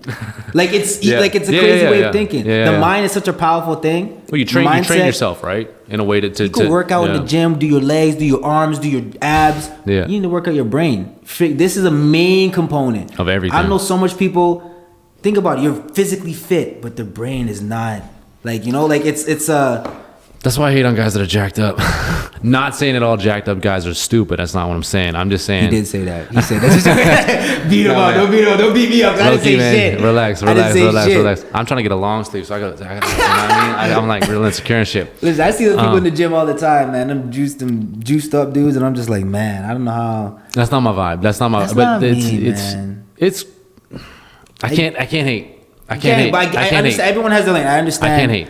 I'm saying if you're gonna be big, you should be at least competing. If you're not competing and you're just big, why are you big? Exactly. Are you going out for performance? Are you going out for looks? What are you trying to do? Like, are you making up for something? What's the deal? When I go to the gym, I work out strictly to look good. I don't care about how much weight I lift. There's a lot of people in the gym, like you can see they're faking it or just trying to show off. Like, oh, I'm with these 100 dumbbells. Me, let me do my 50s, my whatever. I could do that, but for what? Yeah. I'm gonna look the same. Yeah. So stop it. Hey man, exactly. I work out to look good. If I do look good, I don't know if I look good. Ladies. Anywho, you said a lot of shit here where it's like you're navigating in a certain way. You a spiritual dude? I'm spiritual. I don't believe in a specific religion. I'm spiritual. I believe there's a higher power. I believe 1000%. So much stuff has happened in my life where I know for a fact there's no other way this could have happened unless it's someone above looking down and, you know, something man. Like literally, as soon as you literally just take that step in that direction to where you want to go and start putting the work, shit will just come so easy and you're like, why is this so? It's crazy because you're putting in the work. Yeah, because that's all you're doing, dumbass. Like that's literally all you have to do. And I understand it's easier said than done. Like it's like people say, oh, just be yourself. It's so much easier said than done. I understand that. But if you're not even gonna take the time to think about it and kind of grasp on how it'll work, then you're already not. You lost. Take the you already lost. You lost. Even if you just sit down and think about it. Like for example, I know a lot of people like, oh, I hate my job. Okay, have you started looking around? No. Then you really don't hate your job. That's even if you just open your laptop and go on a website to look, that's a start. That's good. But if you're not even gonna do that, don't come to me and complain. You have no right to complain. That's to true. me. That's like true. You're just going in deaf ears. Like That's I'm true. like you're talking bullshit. That's true. So it's little things like that. Once you take the right steps and you do the energy and you believe. Man, I feel like you call a lot of people on their bullshit. I do call. Man, I'm about to come to you with no bullshit. I do call a lot of people on the bullshit because. I mean, sometimes I don't want to call it to their face because I really don't care. Like, if you're in my inner circle, if you're in my inner circle, everybody in my inner circle, we call each other on our bullshit, and that's what you need. You don't want yes people in your inner circle. 100%. I want someone to tell me some shit that I may not feel like. I'm like, oh, it may hurt me a little bit, but I know this person's so good. It's come from a genuine place. I'll take it. Talk. And if it hurts me, that means it's real. That means, okay, I am probably doing that. 100%. And then vice versa. And then when I say to them, they know it's not coming from no oil. So that's, again, you're the GM. Have everybody on your team. You're the GM, right? So on the practice court, you got to go at me. Exactly. You know what I mean? Don't get at me. Like, you want the practice, simulate the practice. Don't be no fucking Charmin ass motherfuckers, you know what I mean? None of that shit. It's the same shit. So everybody in my circle is like that. And granted, there's some people that came out of the circle, because over time, people's true colors come out. Yeah. You know what I'm saying? So it's cool. That happens. And I don't even feel when that happens, when some people are so tied to people because, I've known them for X amount of years. It doesn't matter how long you've known the person. People change. If they're vibing with you and your vibes don't click anymore and you've tried to speak to them and it still is nothing, then by all means, there should be no... Yeah. You don't have to cast them away. Put them in okay, you're in this side. You're in this category. You're in this shelf. I'll hit you up when we're not as tight as we used to be. Veteran minimum. Veteran minimum. You're gonna be on the end of the bench. You'll come in maybe when the game's like out of You're gonna be Meta World Peace in 2015, whatever it was. You could be Udonis Haslam has been in the last couple of years in Miami. He's a good veteran. For the past decade, my man. He's good fucking old. And he's coming back again this season. It's crazy. He's good for the locker room, you know? So it's like you need those type of people in there. Okay, I get it. But it's your life. Like, I don't understand when people think like everybody controls their life. Like, it's your life. You could do what the hell you want. If it's legally, please. I don't want you to be out there like, we're gonna go fucking do all these drugs and fuck all this puss. No, bro. Like, if it's smart, yes, do that. But like other things, man, it's. I mean, it's crazy for me to even be talking about this because I don't feel like I'm in any position to be saying this. But I'm just talking about shit that I've experienced or I've gone through. So it's passionate for me because I've been in situations where like, man, what's happening and even little things of writing shit down. What you mean? Like writing your goals down. Oh yeah. Simple as that. You would think that's far-fetched. You're like, what? Right? No, I fucking write. No, if you just, for me, I gotta write with the pen. I love your douchebag voice, by the way. It's fucking fire. My douchebag's crazy. It's fucking good. Fuck yeah, I'm from Calgary, bro. It's embedded in my head. Dog. Yeah. Word. So let me talk about. But it's like when you write. Me, I gotta write shit with a pen and paper. I need to feel it. I need to. That brings that energy out. So writing stuff down, just little. You don't have to write. Doesn't have to be like an essay. Just jot notes. You don't have to be like, dare me.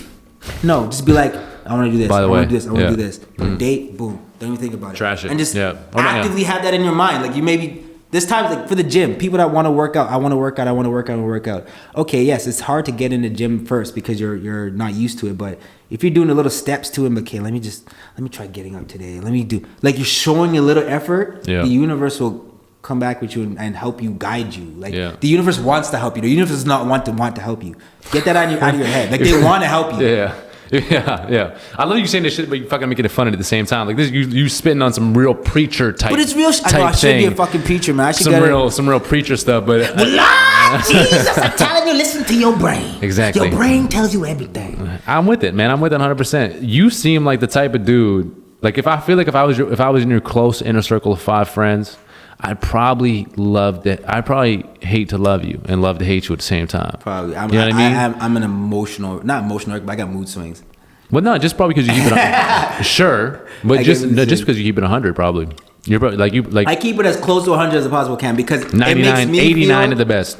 89 the best. Because in some certain situations, you kind of have to hold your cards. You can't show all your cards every time. So in some situations, that's real shit. Because at the end of the day, this is a game. Life is a game. It's like, it is a game. Like life is literally people that come in your life, out of your life, situations, everything. Life's a game. So I watch Big Brother. Like, I love Big Brother. So it's literally like life is like a one big game of Big Brother, but there's multiple people that come into the house. But you gotta strategize, whatever. I'm using words I get it. No, yeah, bars. Yeah, for sure. Absolutely. Strategize. That's strategy and another word. I was trying to think of another word. Urban Dictionary. Write that down. We'll figure that one out. But yeah, I mean, I feel like you just have to organize your shit, know what you want to do, and just try to live the best life. I got you. It's corny. It's a saying. It's a cliche. That's super corny. But instead of hashtag living my best life, literally try to live your best life. Just try it.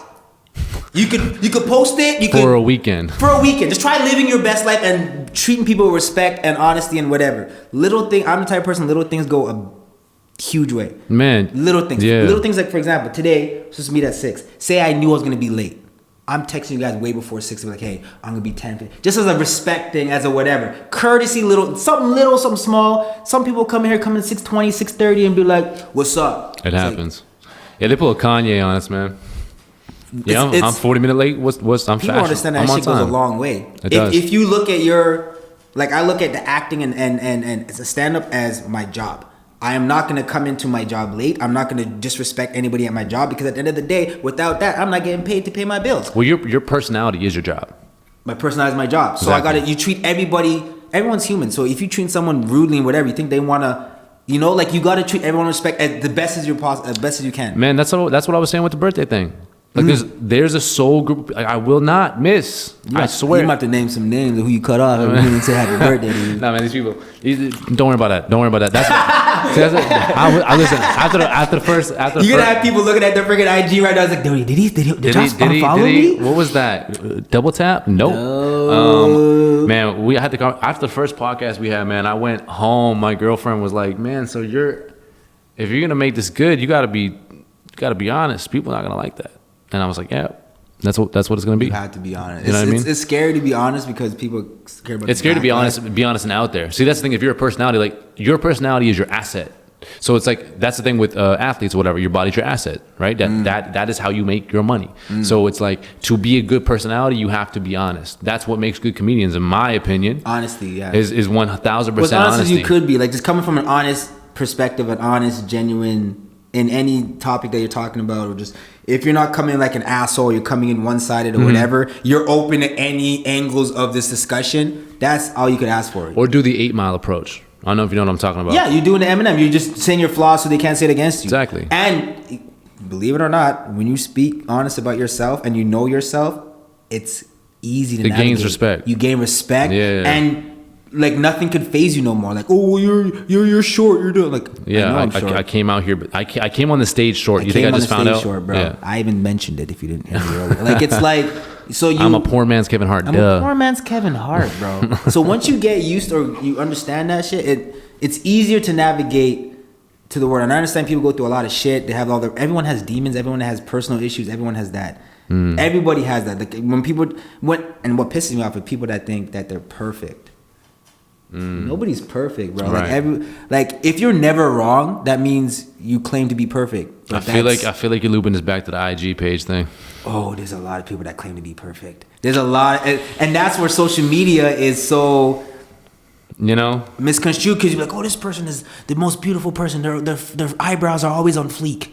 Their makeup is always amazing. Their pictures are such professional done pictures. No shit, bitch. And when you see them in real life, you're like, That's what I like about Bill Burr's shit. He's so fucking funny. I don't know if you follow this guy on Instagram, man. He'll like, I don't even know where my phone's at, but he'll be like right here and be like, hey yo, so I'm at this comedy club. Oh wait, hold up, sorry, is this not the fucking angle? My bad. God damn, I look old. And he'll clown himself. Real shit. Oh shit, maybe this isn't the like, and it's funny. You know what I mean? Like transparency is funny, honesty is funny, honesty sells. Honesty wins in the end. I don't know if you've ever 48 Laws of Power. I don't know if you've ever heard of that book. I've heard of it, but I didn't read it. Read it, my man. Really read it. Honestly, read it. And it's on some malevolent type shit. Honestly, it's very manipulative in many different ways. But there's a lot of great takeaways from it.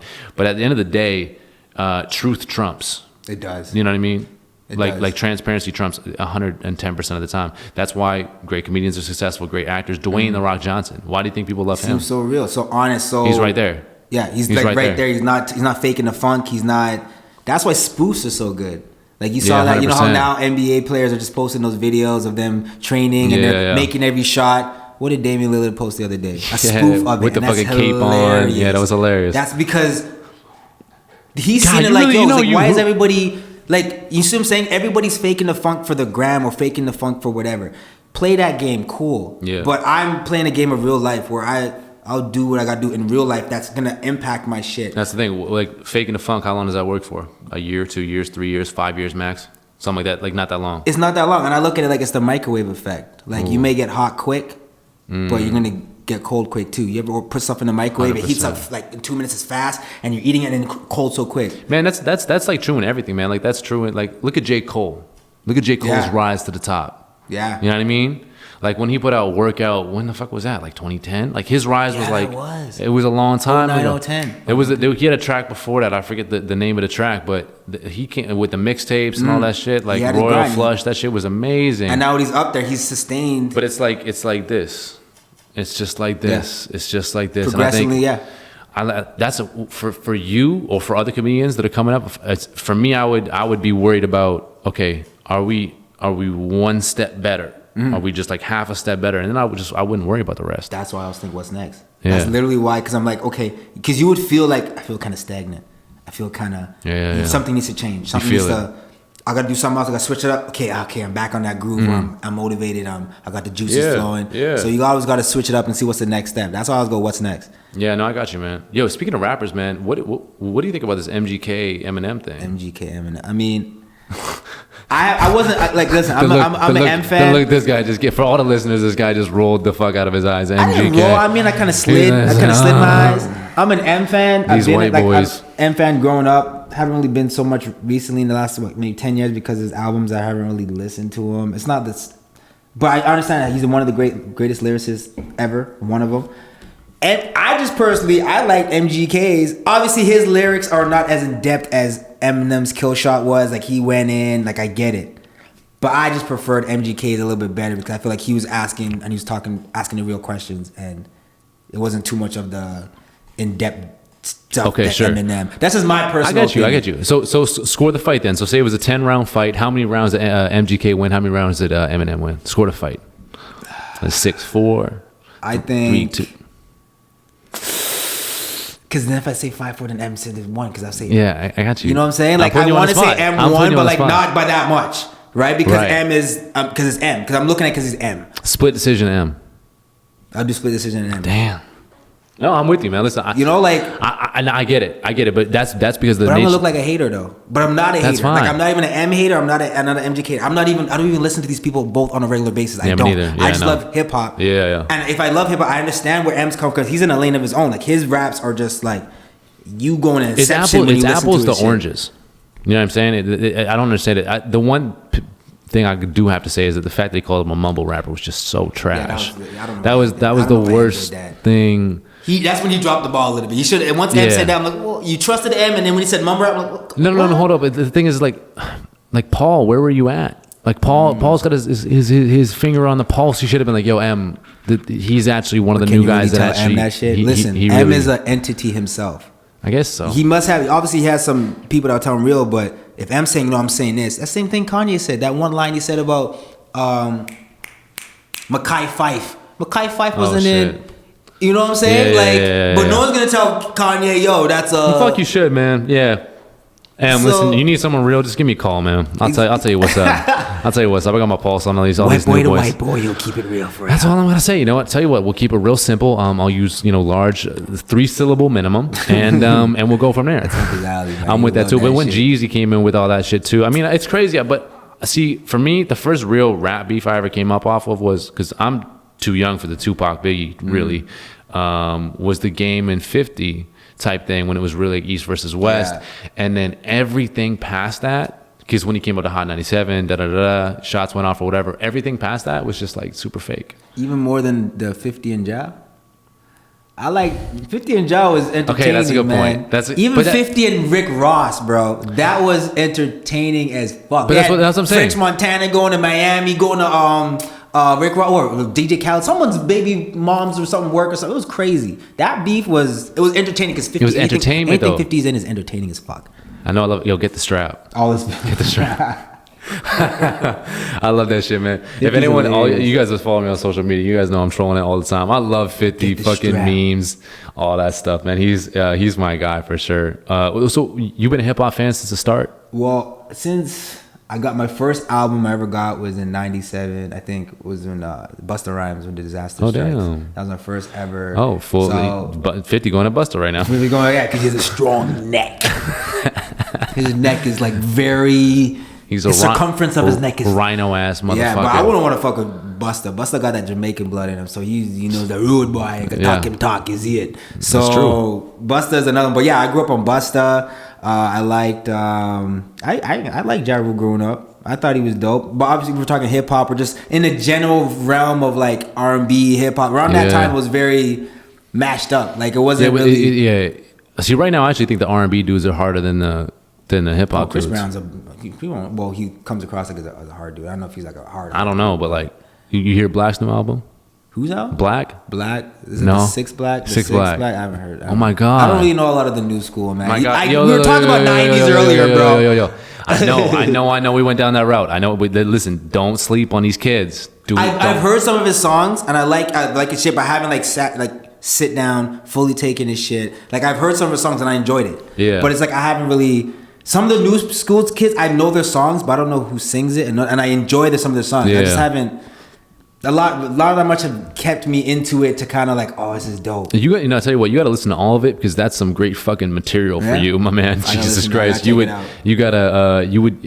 you might not find any sonic value in it, but you would find some comedic value in it because some of these guys are they're out there. It's all about entertainment value, man. Yeah.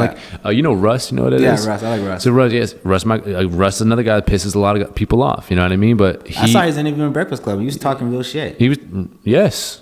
I think he's gonna win in 10 years. Like he's like long term, he's gonna win. Well, people were kind of doing that with Gambino before when he first. 100%. Gambino's on top of the game right now. Exactly. People don't understand people were clowning on him when his first mixtapes came out. Camp came out, all that shit. They were like, "Oh, who's this guy's corny?" All that shit. Yeah, because the internet, blah blah blah. Yeah. And now look at it. I love Gambino. Yeah, that shit he comes out with is just, and not just because he just popped now. I liked him way before for real. People jumped on the bandwagon. Like I think probably like 3005 was like the first joint that I was heard? Like, I don't know. That was one of the freshest. That was the dopest song. Yeah, that song is so. No matter what you say or what you do, hey. When I'm alone, I'd rather be with you. Hey, fuck them other niggas, I'll be right by your side. 2005. Hold up, my God. Hold up. Hey, ladies, you already know what's playing when you walk in the door. Oh, that's my job. I'm gonna come into the rooms just playing that. Do.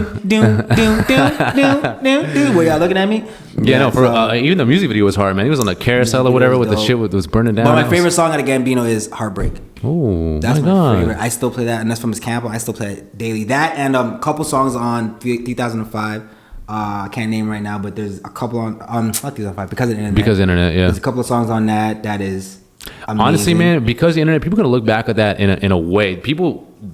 A lot of people don't know what that is. First off, let me just say, people don't. No, of course not. They don't know that. Send me my own little world, no, bro. Of course not. No. That was like mixtape era. I downloaded that off DatPiff. You know what I mean? DatPiff.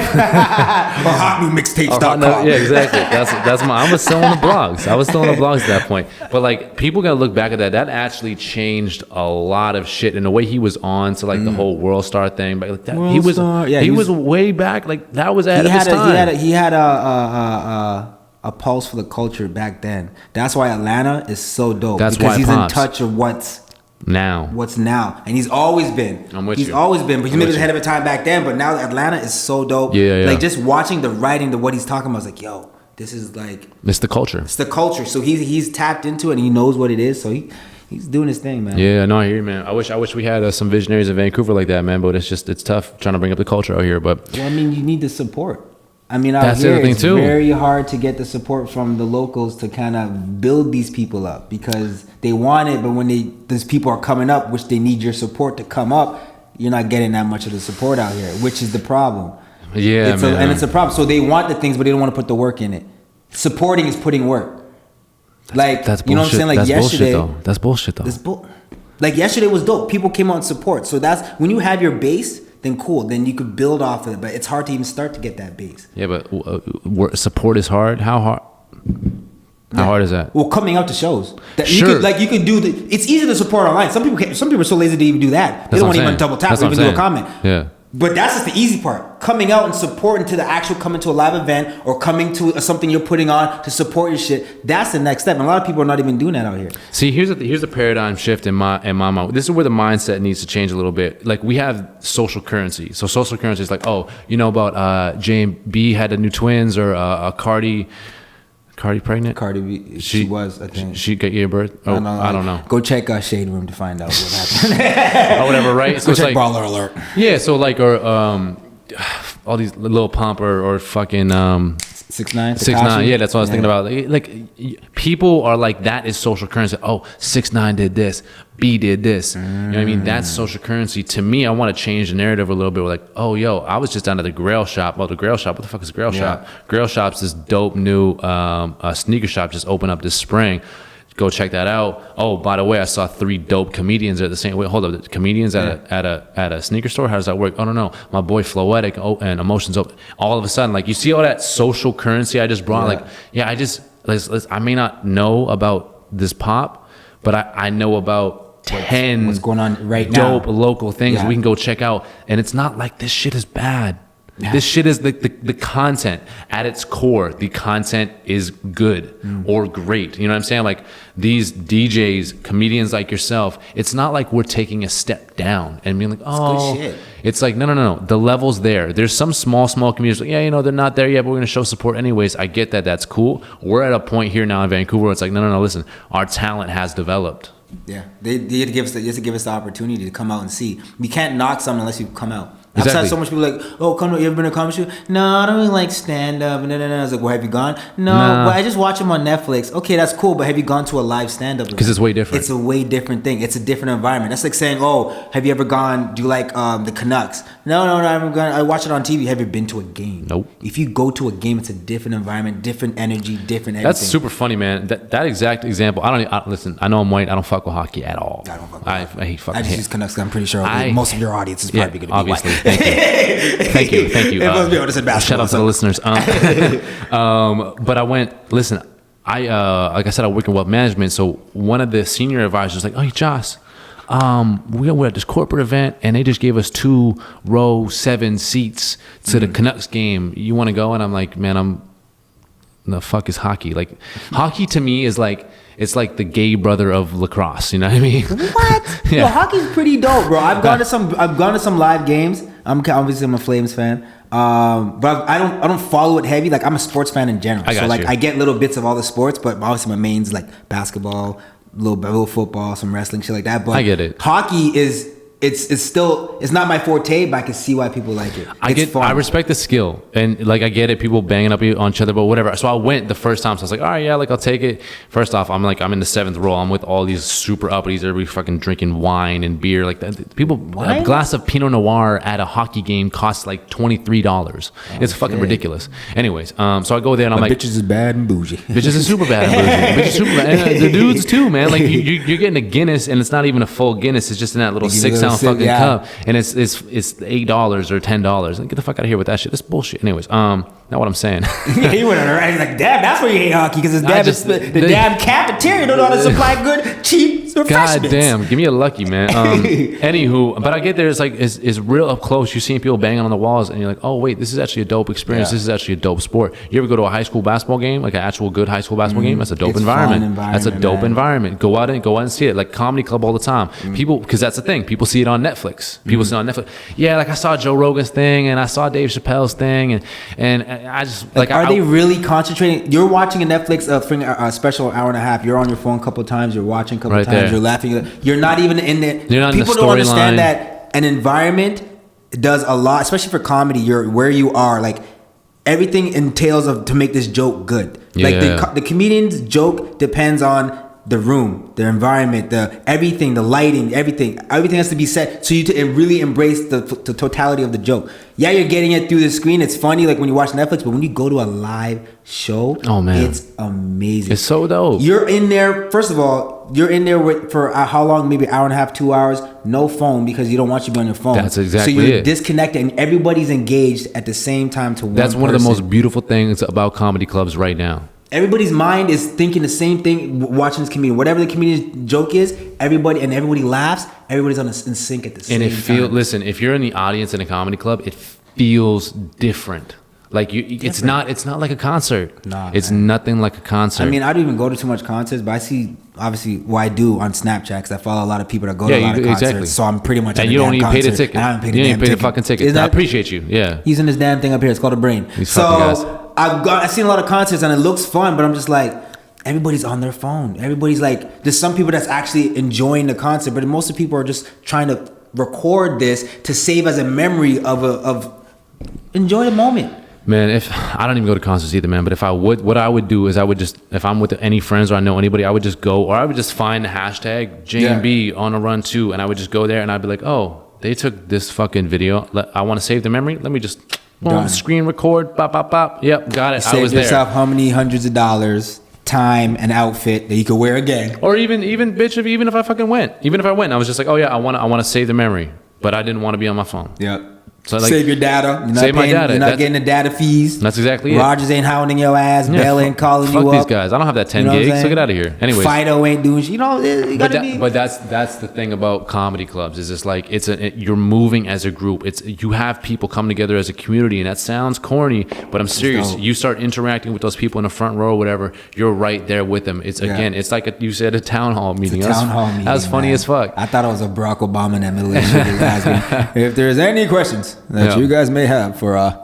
America, the United States of America, please come forward. But that's exactly what it was. It was like, and that's why Netflix specials don't necessarily, even though it is the best in the business, and guys, those guys are fucking funny. Like I guarantee if you went to a live show with them, you'd be laughing your ass off the entire time. But it's like, it's not even the full experience. Like Netflix specials don't necessarily do justice to comedy, just not because of Netflix and how they've done it, but just because of the platform. Compare it like this. I'm pretty sure a lot of people listening know somebody that they post a lot of pictures online that they look okay, they look good, but in real life they look way better. That's it. Same equivalent. But there's also the opposite where you see them in real life and then they're like, oh, okay, but you see them on social media, like they look 1,000 times better than in real life. It's like, bitch, what filters are you using? How much did you pay for those filters? Come on now. What angle is that? Do you have a lighting? Do you have a lighting thing? Is that no? That's not. You that's got not the natural. special filters. You paid for those. Those are those things that you got, like it's on your phone and it's got the lights around it. Oh, you know shit! What It looks like a mirror with the it's whole, legit. Bitches out here in bro. 2018 is fucking crazy. I saw somebody, I think it was last year at that Safe and Sound festival in the US. Yeah. I was chilling. I saw somebody with that filter they had with the flowers. Yeah. I saw somebody really have one of those in real life. And I was like, bitch, you know there's a filter for that? Like, she literally had it in real life walking around. I was like, yo, you're stuck in the zone. You think you're slick? Yeah, that's funny. She loves that filter so damn much she had to go buy the real thing to walk around. And she probably put the filter on with that. She doubling up. Well, she needed the makeup thing because it fixes your face too. That just gave you the headband. You shouldn't get the you needed to double up. But that's the thing. You know what, man? Going back to that comedy thing was like, even when you go to a live performance, and this is why I love going locally, is because there's always that danger element of like, oh shit, what if he bombs? Oh yeah, people want to see you bomb. You know, like if he bombs, like, are you gonna heckle? It's like wanting to see somebody lose. Like you want to see Mayweather lose. Every time he fights, because he's won so much or he's so good, you want to see how he reacts or how he. Like if it's like a sink or swim situation, how is he gonna? Exactly, and so that's part of the entertainment value. That's why I don't like anything that's like scripted. Well, like I obviously do, but like the improvisation and just the environment of it is like, oh yeah, he might go out and all of a sudden like, yo, what if your brain just turns off? Happen, yeah. That's happened to me so many times. Bombed? I've bombed so many times. Really? Like in my head, I probably don't think I didn't bomb, but I'm pretty sure I bombed. Like because when you're in it, you're just kind of like, let me just keep going. I'm gonna figure out something. Like crickets. Not really crickets. You get like some petty laughs, like the or whatever. But then that's worse than crickets. Yeah, well, actually, I'd rather. Yeah, that is true. But it's say something else. Yeah. Oh, you funny. Mean, you could bomb. I mean, I've bombed, and it's cool. I mean, I've done rooms where it's like 2 people. But it's like you've met 2 people? Yeah, it was like a restaurant. It was a restaurant. It was just 2 people. First of all, it was 3 people. There was a couple, and then there's like 2-year-old daughter or whatever. So you having a conversation with them. It's like walking up to their table. Pretty much. You go up there because if you don't acknowledge it, like obviously they know the room's kind of empty and it's just them and whatever, and you're going and doing your bits. you'll still be funny, you get laughs, but the fact that you kind of acknowledge the room how it is and whatever, they'll be like, okay, they understand. So like you're like in the same realm. They're included in the situation. They're included. Yeah. You know, so I get that, and you need those times to kind of fight through because you learn from bombing. You learn. Yeah. Like if you're scared to not do stand up because you're scared of bombing, then you don't do stand up. Man, that's got to be the worst feeling though. That's like playing sports and be like, I'm scared to get injured. Stupid. Or scared to miss a shot. Scared to miss a shot. What's that fucking quote? You miss 100% shot you don't take. Everybody knows. I've seen it on a lot of Facebook quotes and a lot of things that people act like they made it themselves, but you Googled it. Yeah. Or people did. I seen, that's the funniest shit. I seen people like take that quote. I think it's a Wayne Gretzky quote originally. I've seen people switch that and be like, dash Kevin Durant, dash Tom Brady, dash, bitch. Shut because they know, because you know, the people that are making those memes or making those things, they understand that these people out here, they would take anything that you put out there and they'll believe it as 100%. They don't want to take the time to take the research. You put a headline, oh, it must be true. That's why there's no facts behind this shit. And that's why there's no facts. Yeah. Like right now when you say, oh, it's fact, people kind of question you. Are you sure? No, I have the proof. And they're still questioning you. So it's like, what more do you need? Exactly, to believe this. To believe that this is what it is. I'm with you, man. I'm with you. It's hard, man. It's hard to exist. And that's the other thing with this podcast too, man. Like we had to sit down and have a conversation. We're like, hey, are we because people don't actually like real things. People like clickbait. We've been conditioned to a certain point where we like clickbait, right? Clickbait. So it's like, okay, are we going to take the hit and maybe not get the thousands of views we want right off the bat because we're not necessarily talking pop. Like we talked pop, life, real shit. Yeah. Like, yeah, we're fucking around having some fun, making some jokes and stuff like that for sure. But we're not actually we're not going in on all those people that I tried to name and failed horribly. You know what I mean? So it's like, but Wale said this he called into the Joe Budden podcast. He's like, man, I might retire from hip hop because I don't know if you've been catching up on Wale. He's dropped 3 fire EPs this year. I like the one with salary cap. Yeah. That one is. I've always liked Wale. I think the only reason people don't like Wale because his personality is not. But he's always been dope. His music's amazing. Yeah, he just put out Free Lunch and it's his new EP. It's fucking fire. And he's like, man, I might retire from this because people just genuinely, I don't cater to the audience anymore. Yeah. And I can't. Not as if I catered to the audience before. It's that I'm still remaining me, and the audience has just shifted so far. And I believe that my artistry is pure, and I don't want to change what I want to do to sell out to go to this crowd. So I might just step away. That's crazy. Man, that's that's real life because as much as he's interacting on a music basis, you're interacting on a fucking comedy basis. I understand where he's coming from. I understand where he's coming. It's kind of like in a way of just kind of like because once you start feeling that way and you're not passionate about it, your creativity is not the same, then you kind of lose. I get it.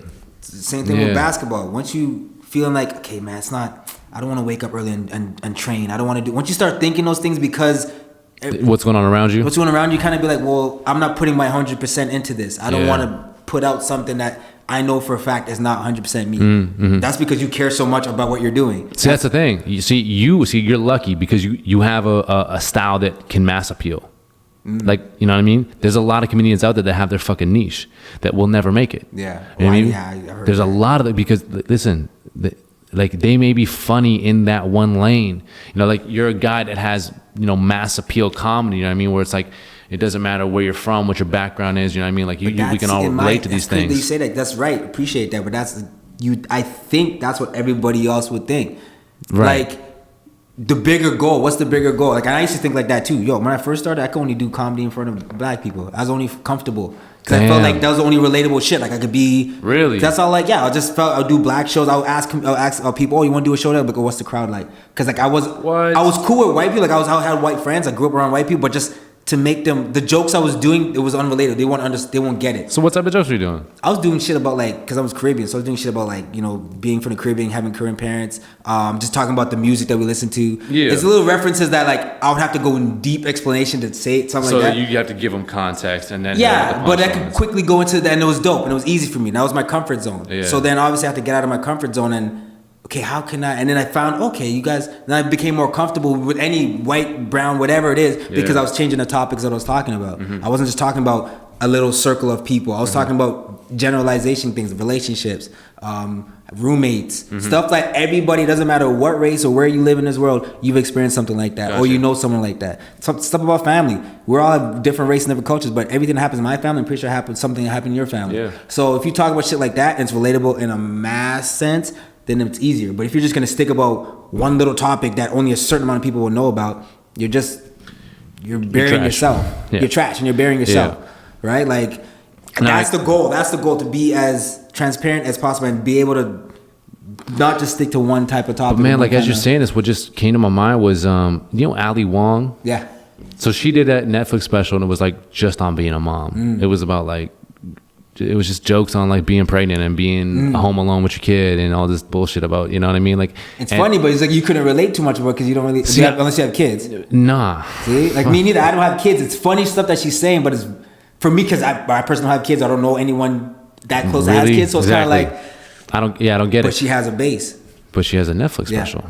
She has a following. So that's crazy to me. So maybe you can win like that. I'm thinking about Bill Burr again now too. Like that's just some, like, he has a lane. I guess but he found his they found those comedians, because they've been established. That's a good point. They found their voice. That's a good point. So that's obviously what I'm trying to figure out. And once you find your voice, then you can find your lane and find your crowd that you do it right. But it takes time. So what do you think your voice is?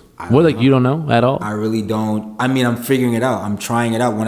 I'm trying to figure out what I'm passionate about or what I like, and then I'm always a funny dude, so I'm gonna find the funny in whatever I'm passionate about. So I'm trying to figure out, as I get older and experience new things, travel, meet new people, whatever, and having conversations like this, you tend to be like, okay, you figure out new things that you're probably passionate about. Like, so I'm just trying to figure what that is out, and then continue to act and stand up. You ever think about like just throwing yourself, like I always say, like just throw yourself in the water, learn to swim, right? So like, I don't know, so you probably do you have a bunch of 15-minute skits, 30-minute skits, you know, or like right online now, online skits kind of thing? I'm talking about like if comedy clubs or comedy mix hit you up right now, like, yo, Devon, we need you for 30 minutes, like, do you got something right at the back? When stand up, we just call time. Like, I got 25, probably 30 minutes worth of material. Solid right now, right? Yeah. So what if you were just like, could you ever put yourself in a situation where you're like, okay, I need an hour?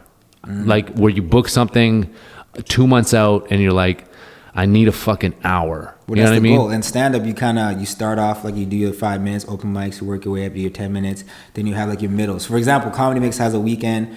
They would have either a host and a headliner and a middle.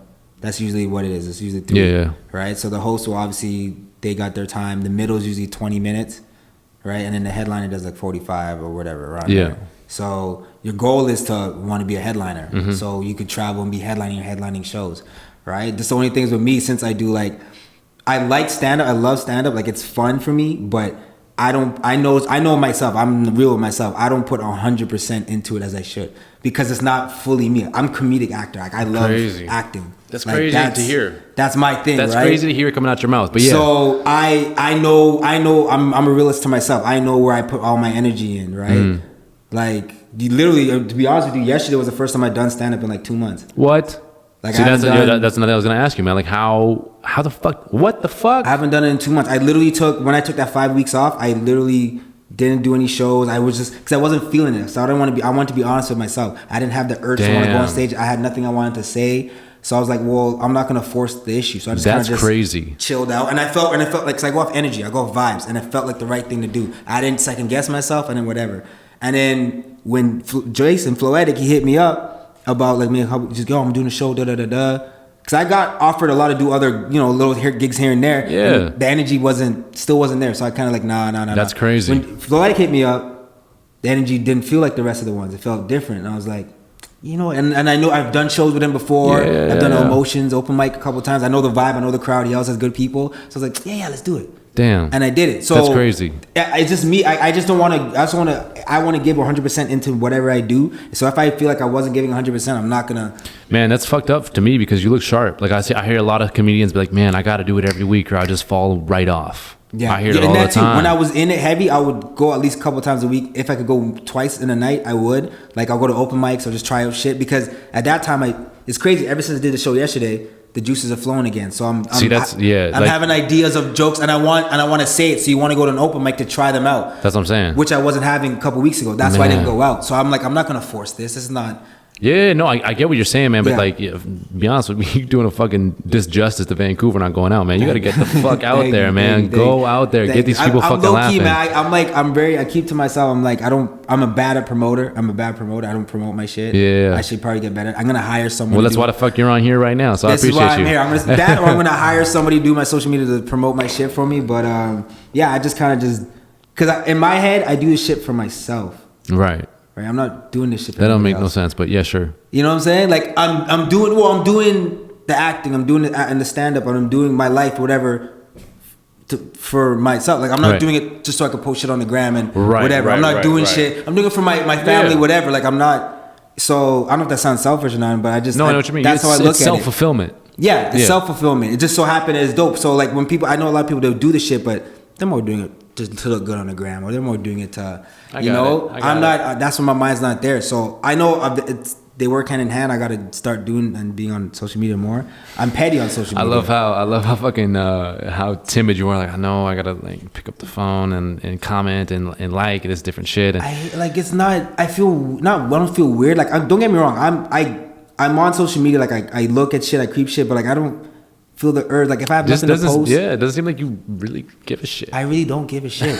I look at social media as chat rooms on the internet. Reddit fucking forums. That's really what it is. Growing up, when the internet first was popping, they had obviously the regular shit, the YouTube, the whatever, and then they had chat rooms. You could go in chat rooms and chat with people all over the world, and gossip and just talk shit. Yeah, MSN Messenger, all that shit. That's exactly what Instagram is. That's exactly what Twitter is. That's exactly what Facebook is. It's just like an involved forum. Yes. Yeah. So I could go in it. I could involve myself, interact with it for real. But for the most part, I just look at it as a chat room. Why am I? There's so much more going around me. Real life is out here.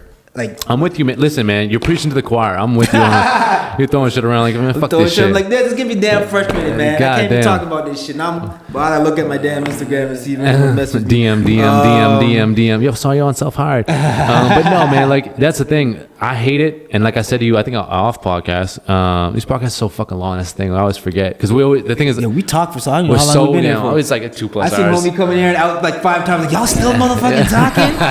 Yeah, she coming here right now. Like, y'all still talking? Goddamn, I'm trying to go home. He's like, man, I'm hungry. But that's like we were saying before. Is like, what was I saying? I just did a post again. I don't know. I forgot. Saying something about some. Oh no about hiring you said PR. Yeah, to control like your social media. Yeah, like that's the thing. It's like for a person like you or anyone that is on a social platform that needs that social platform or needs people, so to speak, to succeed. Yeah. Needs a fan base, so to speak, to succeed.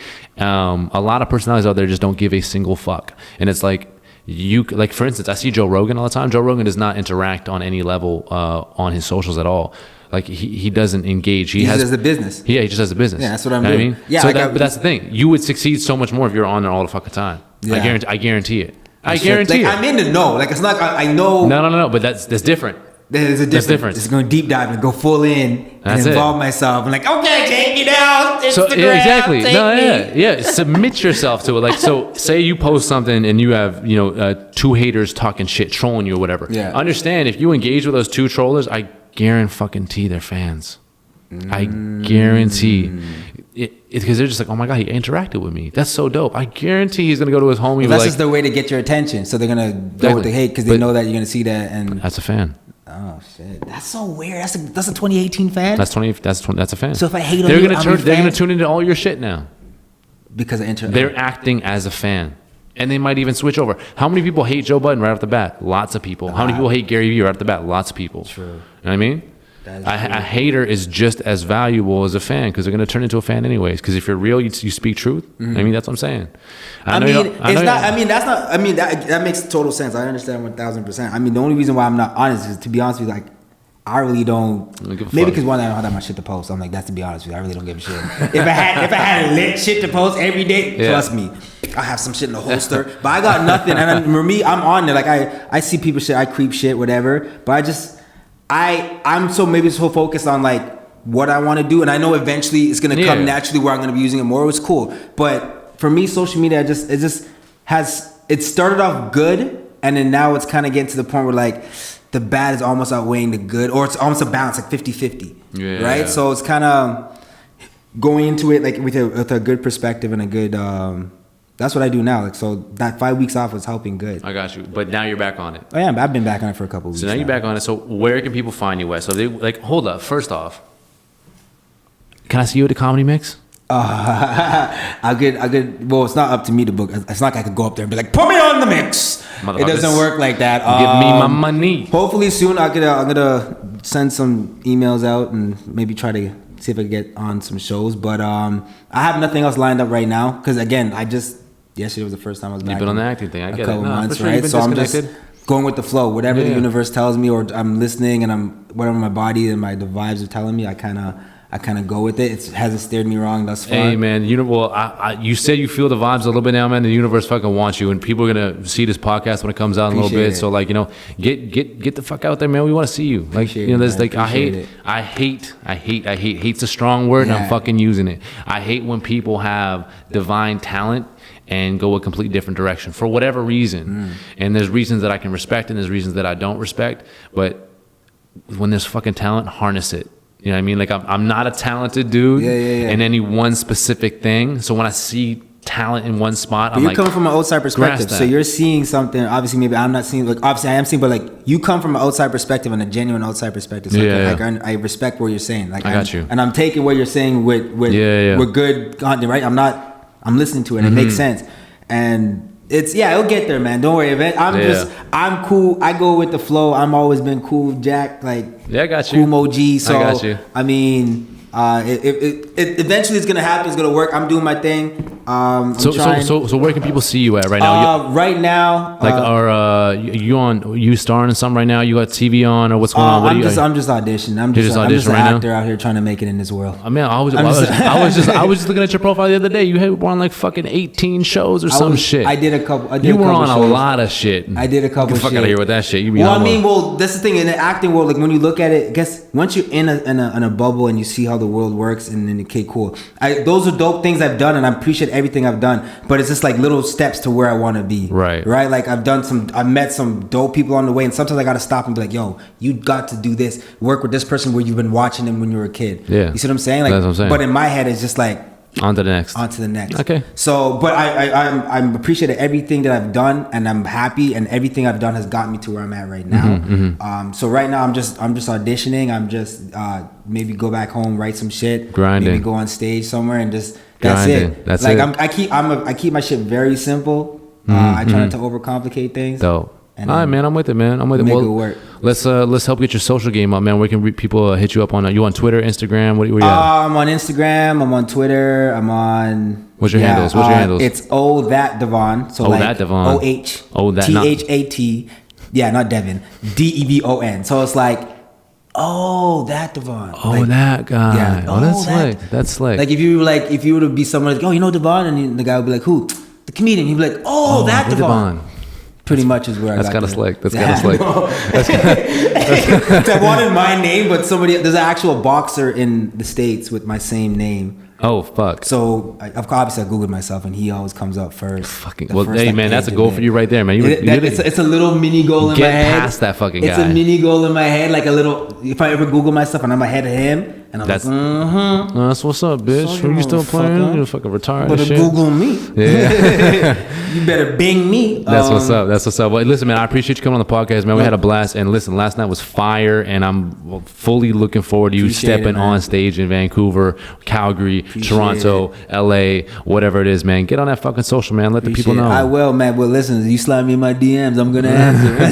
Ladies, I'm scared. Ladies. Appreciate it. Thanks for having me on. When you guys hit me up, I was actually excited when I seen some of you guys that you guys posted before, and I was like, this is right on my alley, man. That's what's up. This is the conversations I have on a daily basis with my friends, and we conversate, we eat, we joke, and we talk about real shit. And I think everybody, it's like, it's in a way, it's a little bit of therapeutic, because you need to get shit off your chest, and it helps everybody. No doubt. People listening, hope they like it, and they listen to it, and they get ideas, or their brain starts moving in different ways. As long as that happens, I'm cool. Exactly. I'm glad I met you guys, and it's long form too, so you can actually get your thoughts together and articulate them. Oh shit, I didn't say that earlier. I say that now, type thing. Yeah. So, and plus you're like you said before, you're a conversational comedian, so fucking works for you. You know what I mean? Bro. Yeah. I mean, anytime you guys want, I would love. Appreciate you, man. Listen, let's tell you what. As soon as you pass as soon as I pass Don't Click $200, motherfucker. No. So as soon as you pass whatever his name on that Google search, we'll have you back on. Have you back on, right? Hey man, we love to have you back on. I appreciate you, man. Listen, listeners, appreciate you guys hanging with us, sticking with us. You know, we're still in these early episodes, man. It's exciting. We got a lot of people. This long, you are a true fan, and you better let these guys know, self-hired, know that you stayed and listened to the whole podcast. Fucking 2 hours, 3 hours, 4 hours, that's whatever facts. It may be. That's no, for real shit. That's dedication. Yeah. Like all the podcasts I listen to the whole thing, and I leave that like, damn, that was good. And if you listen to the whole thing and it's a long podcast, you're a real fan. You're a true fan, man. Real talk. All right, guys. Appreciate you. We'll catch you next episode, my man. Appreciate you. Appreciate you, buddy. Thank you. We out.